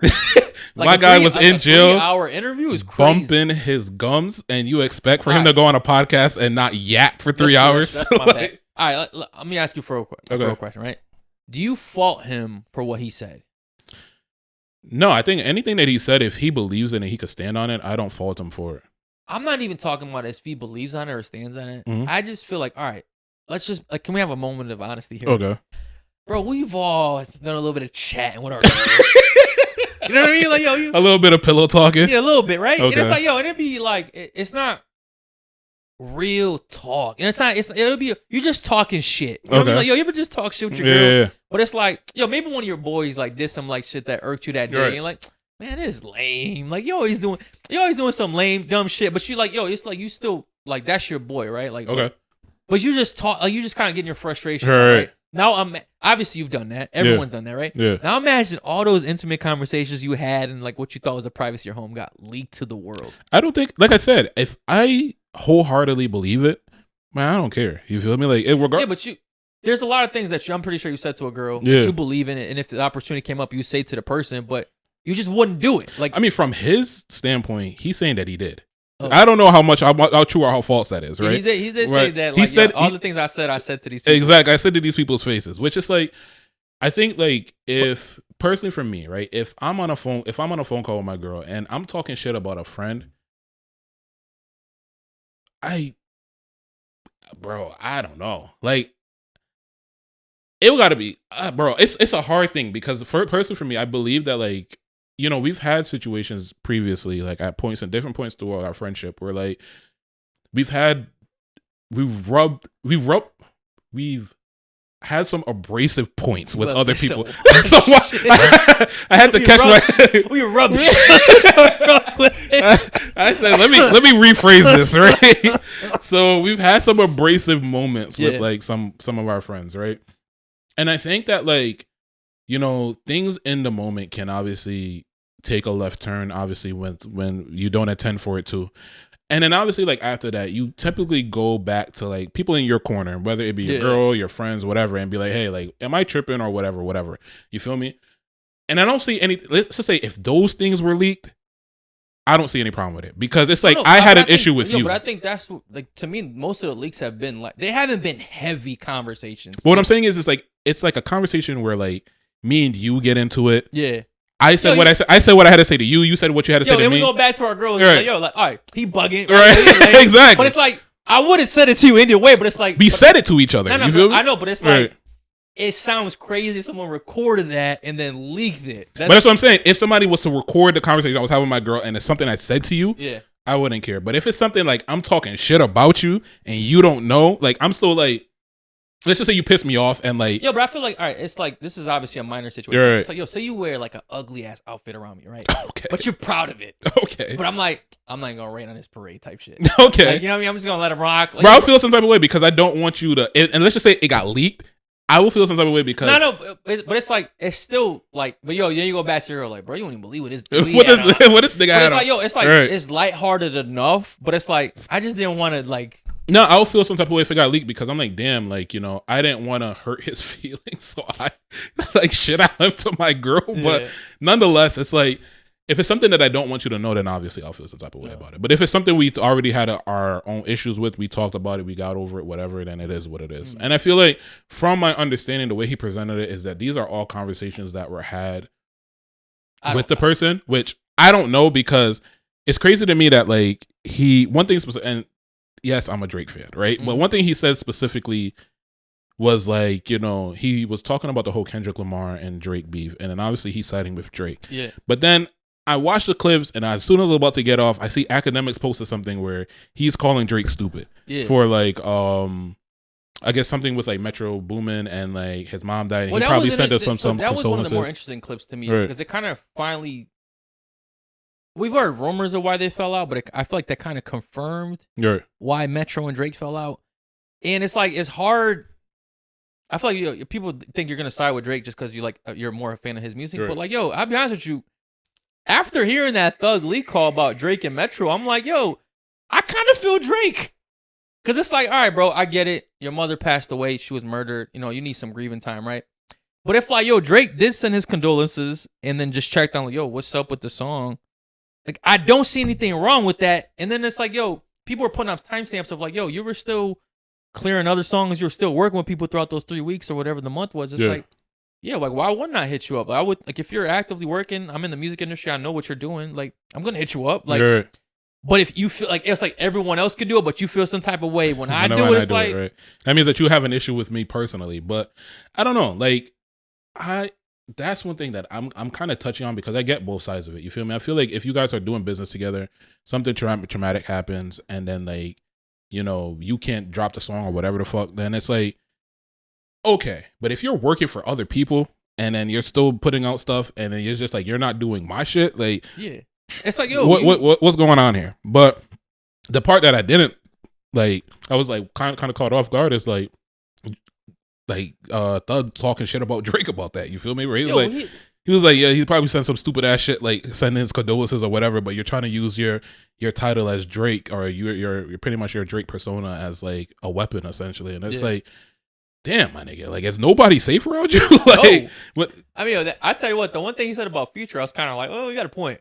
Yo, for real, like, it's like, Future gotta spend more time with his kids and fuck these hoes. I'm like, okay, it makes more sense. You feel me? Like, I don't know how true it is. I know he ain't told Future that shit, bro. Which is another thing, right? It's like somebody was saying, which I don't know how much truth is behind this, but he was saying that he waited till he got famous to like wanted to nut in bitches. I nutted in bitches before I got famous or something like that, and it's like, what he's saying about Future is facts, right? It's like, yo, you are out here wilding when it comes to women. And obviously, like, you know, like, you have like this persona as being like super misogynist. But like, I think outside of that, like, you're just always hung up, or was at one point always hung up when it in regards to like women.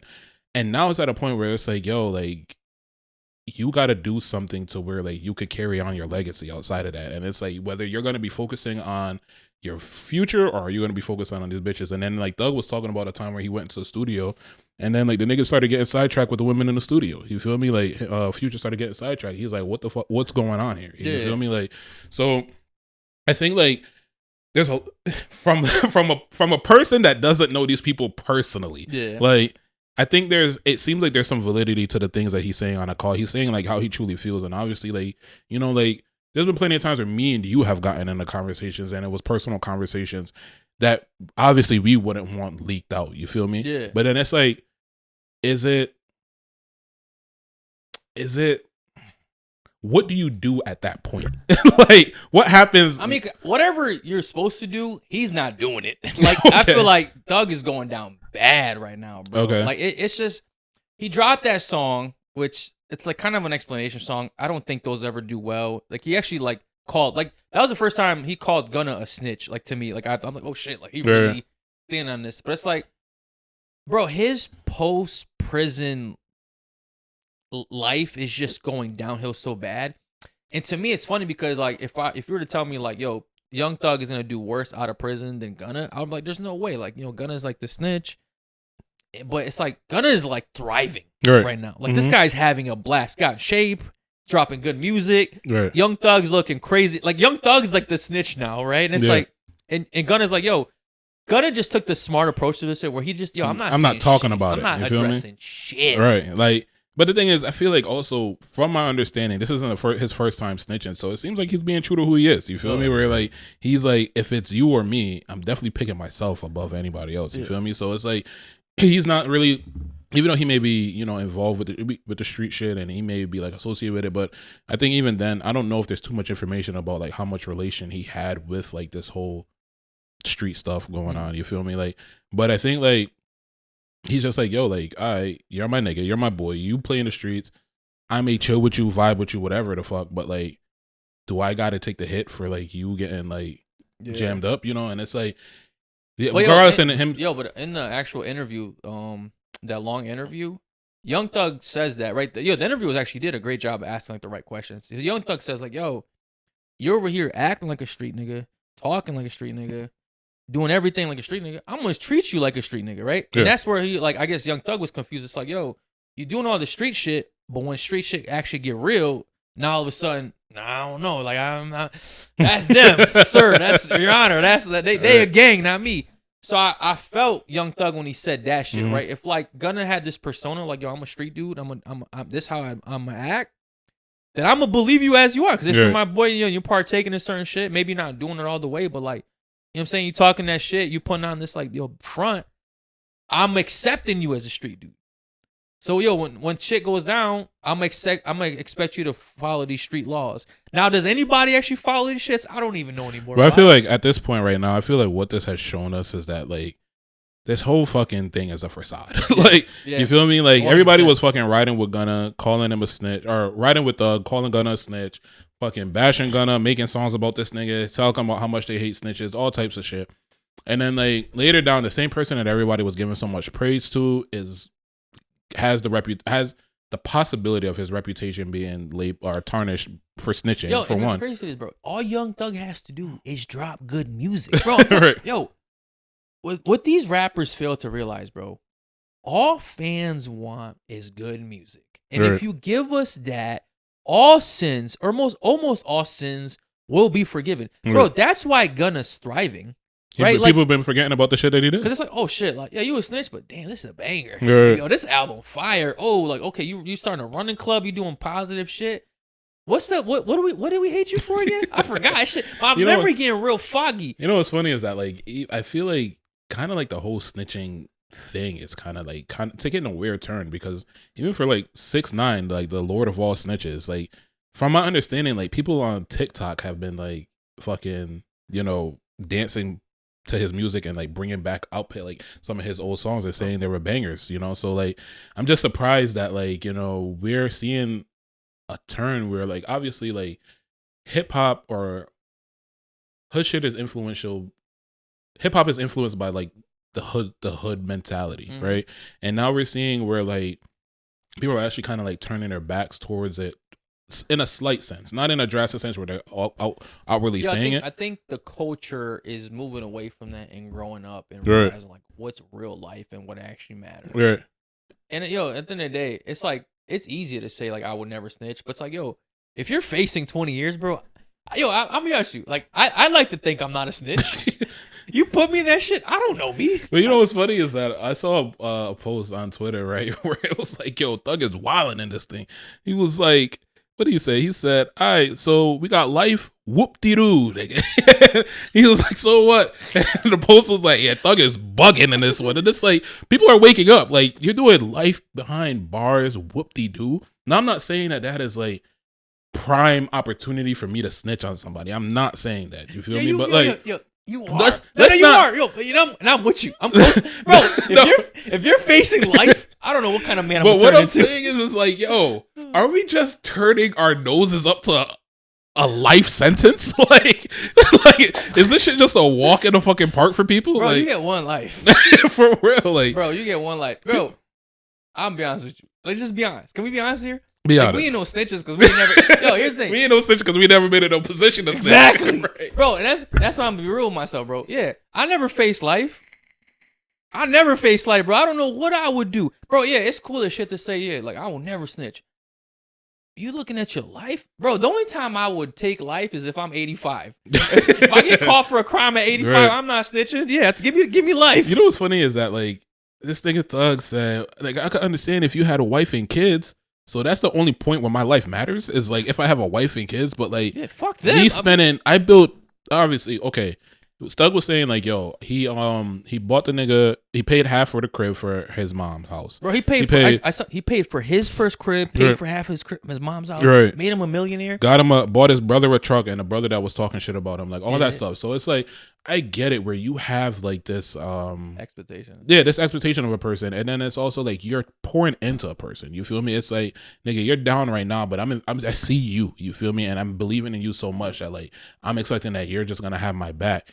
And I could understand where he feels like this nigga betrayed him in a sense, But like realistically, it's like being in that position where let's just say you had nothing to do with anything that was going on. You presented as a street nigga, you talk like a street nigga, you rap like a street nigga. Okay, yeah, it's all a fake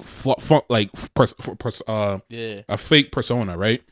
But it's like it's a facade, and it was what I was looking for. But it's like you're clearly not that, and it's like, is it okay for you to deteriorate your entire, like, everything that you've built, you know, on the back of someone else? And that's a question that I don't know. I mean, bro, that's tough, right? Because, if someone literally made you who you are, like, turning your back on them is like, and you could tell how hurt Young Thug is. Yeah, he's really hurt. It's like, he wants to forgive him. Like, Young Thug wants to be friends with Gunna, but he just can't get over the fact of like, I did everything for you, and then the first chance you get to throw me under the bus, you take it. You know, I've been in this position before, right? Where not so much like that with the snitching and shit, right?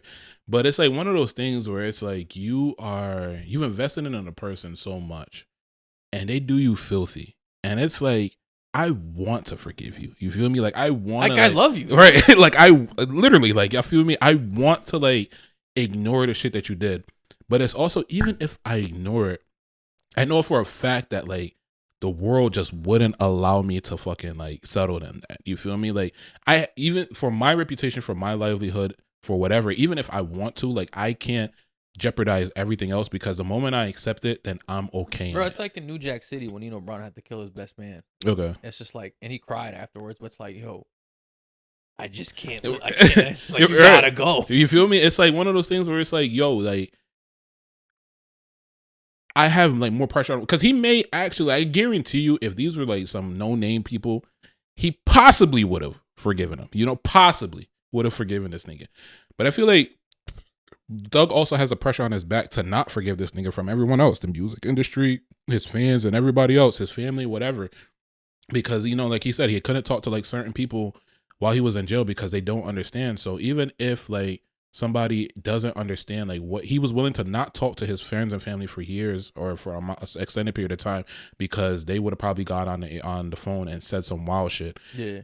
He feels the pressure of, like, okay, like, I can't fuck up and allow these people that don't understand the shit that I'm going through to really sit here and, like, I'm going to have to make some sacrifices, essentially. And his sacrifice is essentially being like, okay, well, fuck Gunna. And I feel like he is hurt. Like, I feel like he's at the place right now where he's like, where he is like, he ultimately feels betrayed, you know? But it's like, you're mad at somebody for telling the truth about some shit that you did. You feel me? It's like, it's not me lying on you. It's like, well, no. Well, I guess that the whole thing is essentially Gunna did lie. Okay. Because he admitted to YSL being a gang. Okay. Which is like really what kind of builds the RICO case from my understanding, right? So if he just didn't take that plea deal and say that, I think things would have gone down differently. I mean, I guess in the end it worked out for Thug and Gunna. Right. But I feel like, as soon as he admitted that YSL was a gang is when, like, you just, like, killed us, bro. Like, that's but that's one how of the things that I don't understand, personally, for me, is like, nigga, we're both facing life, right? Yeah. We have an opportunity to say, okay, like, instead of both of us facing life, one of us could face life. What does me telling the truth about the situation have to do with, like, us facing life? Because I feel like I'm not sure they were facing life, so I don't even want to use that. I mean, I'm saying that based off of what he said. I hear what you're saying, right. But, like, I feel like, if we're both in this, like, messed up situation, and we may both have easy outs. But it's like, if my out makes it worse for you, because it's one thing, right, like, if my out doesn't affect you, right? But that's the thing, like, Gunna's out essentially affected all the 28 members that were also on trial. Okay. That's what I think is, like, the messed up part. That's what I feel like they're hung up on. It's like, if you didn't just agree to this one word, like, I don't care what you had, I think that's what his issue is. Okay. Because I feel like the moment he acknowledged that YSL was a gang, I think the government had a case. From my understanding, I don't know. I think that this whole, I don't know. I think bro. It's tricky. I think that this is a weird situation. I could see the pain. I could see the reason why Young Thug feels the pain that he feels. Yeah. I could see why he was talking the way he was yapping. You feel me? The nigga's cooped up in jail. He said 23-1. It's like, nigga, you don't got nothing to do. Like, you feel me? Bro, Like, that's why I'm not judging him on the lead calls, bro. Right. It's like, bro, you behind. You don't know what you're gonna turn into, yo. You don't know if I'm gonna be able to make it out. You feel me? Like, bro, this is why, like, I don't condone it, but I understand it, and I feel like all right, you should kind of get a pass on the leak calls of this because it's like yo, you wasn't incriminating, you just talking shit, right? Like, you really just talking shit. Right. And it's like, bro, it's easy to say like, man, I would never do no shit like that, but like, bro. You ever been locked up for 3 years? Like you ever been facing whatever charges you've been facing? Like you don't know who you're gonna turn into. Yo, that's why I'm like I'm real with myself. Like I don't know. But that's what he said. He said he was like, I've never been the type of nigga to sit there and pillow talk with bitches or tell a bitch anything. You feel probably, me? But probably start off real light. Right. Your girl asked, yo, what you think about gorilla? Man, fuck that. Now you fucking wide open, nigga. Yeah. You fucking telling everything. The next call get a little easier. So my question to you now is, who do you think is behind all of this? Bro, that's what I don't understand. Talking about the lead calls, right? Right. So I actually tried to do some research on this stuff because I'm like, I thought how's this legal? Right. So as far as I know, obviously all prison calls are recorded because they can be used in trial. Okay. That is legal. From my understanding, though, leaking them to the public is illegal. Okay. But there's so many people that can get a hold of these files, right, of your calls. So it's like almost impossible to really track down who actually is like the one leaking them because they could just make copies, they could just release or whatever, right? And at the same time, is the government really going to pursue these people? Right? Because at the end of the day, it's all to make Young Thug look bad, bro. Which they're achieving. Which is, I don't know why, but I have this weird feeling that it's the fucking feds, nigga. Oh, like no, yeah. I have a strong feeling that it's them that's behind this whole thing. Oh, you think you won? Right, exactly. Like it's kind of like, it reminds me of like the whole Diddy case, right? Where like a lot of the stuff that they were bringing out about Diddy, like him beating Cassie, all of this other stuff, had nothing to do with the charges that were actually filed. Yeah. And it's like it's like they wanted to not only charge him with it, but if he was to wiggle himself out of it, your reputation is cooked. Yeah. And I feel like it's kind of the same thing with Thug, where it's like, nigga, you think you got away? Like, I bet. Like, let me put this out there. I feel who has the manpower to listen to 3 years worth of fucking phone recordings? Yeah, you feel me? Like, even if let's just say one person said got their hands on the fucking file, right? You tell me that nigga's dedicating his time to go through that shit? A hater. You think? Don't ever underestimate a hater. 3 years? Don't ever underestimate a hater. Nigga, that's a long time. Bro, to listen to recording after recording. It could be somebody in Gunner's camp. Like, all right, you think I'm gonna look bad out here? Get me the calls, and then he's paying them. It is possible. It is possible. Because all the attention that was on Gunner, like the little that was left, that still was negative attention on him, that shifted. That definitely shifted the Thug. So, all right, I didn't think about that. That may be a thing, but I truly believe. I mean, obviously, conspiracy theory. Like, this is not backed by nothing, but I don't know. Like, I truly believe that. Who has the most to gain by Young Thug looking bad right now? The government and Gunna. Yeah, that's what I'm saying, and I feel like it's the government. You know, or Gunna. I mean, Gunna already snitched, so he might work. He might be with the government. This nigga, bro. I don't know. I'm just like, I feel like it seemed all too familiar to the whole Diddy trial, but I wonder where does Thug go from here? Like you said, I feel like he just has to make good music, but like, I don't know. Like I don't know. To be honest with you, I'm not the biggest Young Thug fan, so I guess I'm not the biggest Thug or Gunna fan now I think about it. But it's like, whether they snitched or not, whether they are a real nigga or not, I'm not going to listen to them any more than I listen to them now. So it's like, for me, I'm not invested into how it goes, but it is kind of interesting and to see like the relationships around them now. You feel me? So I do want to see like, how does Thug navigate the relationship? Because I specifically Drake, like, I guess since Future's falling out with Drake, it seemed like Thug and 21 Savage has been his people from Atlanta. You feel me? The people that he's been leaning towards. And even where Drake made a song talking about Brian Steele, which is his lawyer. So it's like, for you to put money into Thug, put so much effort and energy into Thug, and it's like to hear that this nigga called you a stupid ass nigga or something, whatever the fuck he said. Bro, that's like I think Drake could get past that. You think so? I think it's like, I think he should. I think he should get past that. I think, he's talking, bro, he's yapping. It's just talking a little shit. I think, like, he said what he said, because, I mean, he probably believed it. Like, I think, he probably think, like, Drake went about this the wrong way. Whatever. He might have told him that shit, but I think this is, like, a forgivable call. Bro, I think Drake now, everybody is on edge for Drake. You feel me? Like, everybody is a possible enemy for this nigga. Yeah. So it's, like, one of those things where, I don't know. I know what you mean. Yo, I'm like, hold on. I can't try what angle are you coming from, nigga? You feel me? I feel like he's already like in defense mode. You feel me? And it's like kind of like a dog that's backed into a corner. This isn't as bad. I feel like this is forgivable. Possibly, but I got a game for you. Oh, a music game? Yeah, a little music game. All so we're gonna do Avant versus Joe. So I know that these are two of your favorite. Not favorite, but like no, they're up there. Yeah, two of one of your favorites. I'm going to a Joe concert pretty soon. Oh, okay. Yeah, so I think these are two of your these are like, impactful to your R&B world, right? Joe and Avant. Yeah. So we're gonna do a little heads up, right? Okay. So we're gonna pin song versus song. All right. So first up, we got Avant, Signs of Love Making, versus Joe's Still a Player. Oh, Avant's Love Making. Okay. That one's easy.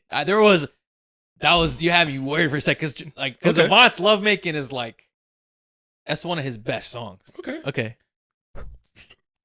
Avant's My First Love versus Joe, I Don't Want to Be a Player. I gotta tell you, I don't think you're picking the best Joe songs here, man. Okay. I'm going. Okay. I'm going Avant again. Okay. I'm going Avant again. Okay. All right. Avant, Separated. Okay. Versus Joe, I Want to Know. Oh, I want to know. Okay. Okay. Now we bringing some Joe. It gets stickier. Okay. Yeah, no, we're going Joe. We're going. All right. So we got Avant twice, Joe once. Okay. Avant, Read My Mind.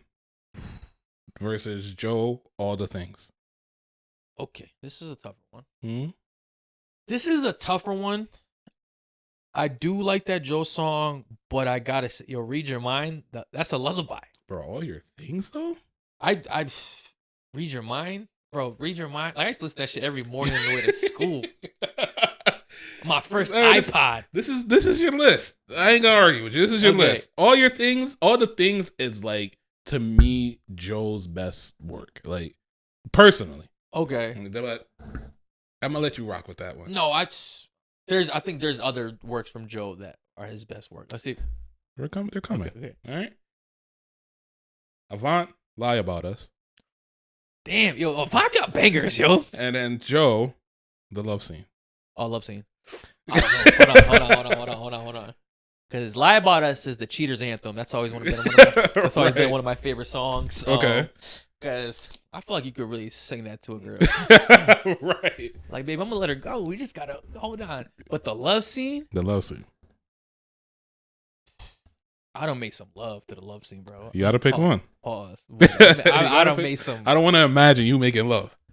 I was whining that shit. as he demonstrates how he's making love. That's the type of love making where I was sweating. Right.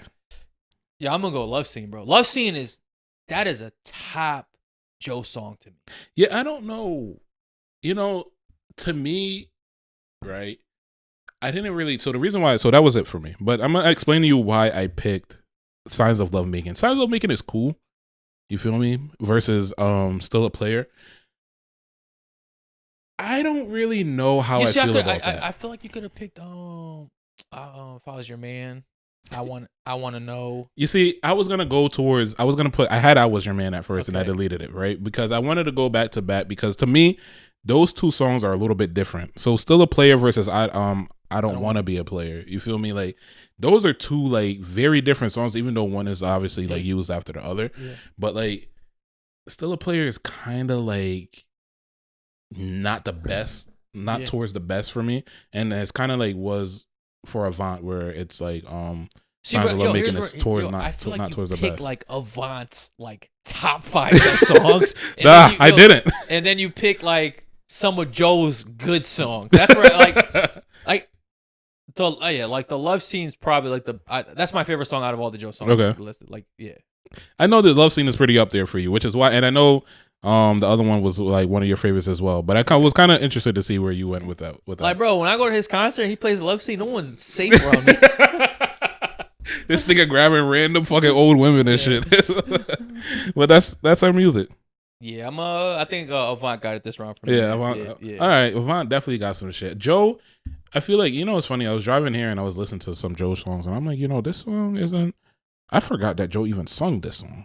I actually gotta find the song again. Yeah. But like, Joe got a cat, bro. Joe got a song with G in it, right? and it's a banger. Like, I was gonna add that in. Okay. Yeah, I was actually gonna add that in. He's not. He doesn't like. It's not really his. Right. Song, That's so why I like, didn't. yeah. You know, like I was like listening to. I was like, I don't know. Ride with you, yeah. But Yo, G-Unit used to have some good like R&B songs. You know what's funny? I was sitting there thinking, I'm like, yo, I wonder. As I was driving here and I was listening to Joe, I'm like, yo, I wonder, like, who does 50 Cent look up to, like, music wise? Like outside of like, he was very unique for a rapper, right? And I feel like he also kind of gives a persona of somebody that doesn't really have like an idol in a sense, you know. So outside of not Timberland, what's the nigga name? I forgot this nigga's name. Dre, yeah. I'm wondering like who does he look up to like? I mean, musically? the only person I've ever really him speak highly of is Eminem. Like right outside of those two, very highly of Eminem more than Dre. Right. Like he's like every Eminem is brought up, he's like, yo, like I owe that man everything. Like, you feel me? Like he's always like he's never switched up on him. You're right. So I'm kind of curious, like why he picked a Joe for a song, you know? But it worked out perfectly though. That's a great song. Right. Yeah. That's a great song. Well, that wraps it up for me. All right, cool, man. I think we'll end it on that. Right now, that great episode. Yeah, great episode. High energy. Yeah. A little passionate. I like it. I like it. Like we said in the beginning, yo, do us a favor. If you made it this far, drop a like, drop a comment, hit that sub button, and we'll see y'all next episode. Later. Peace.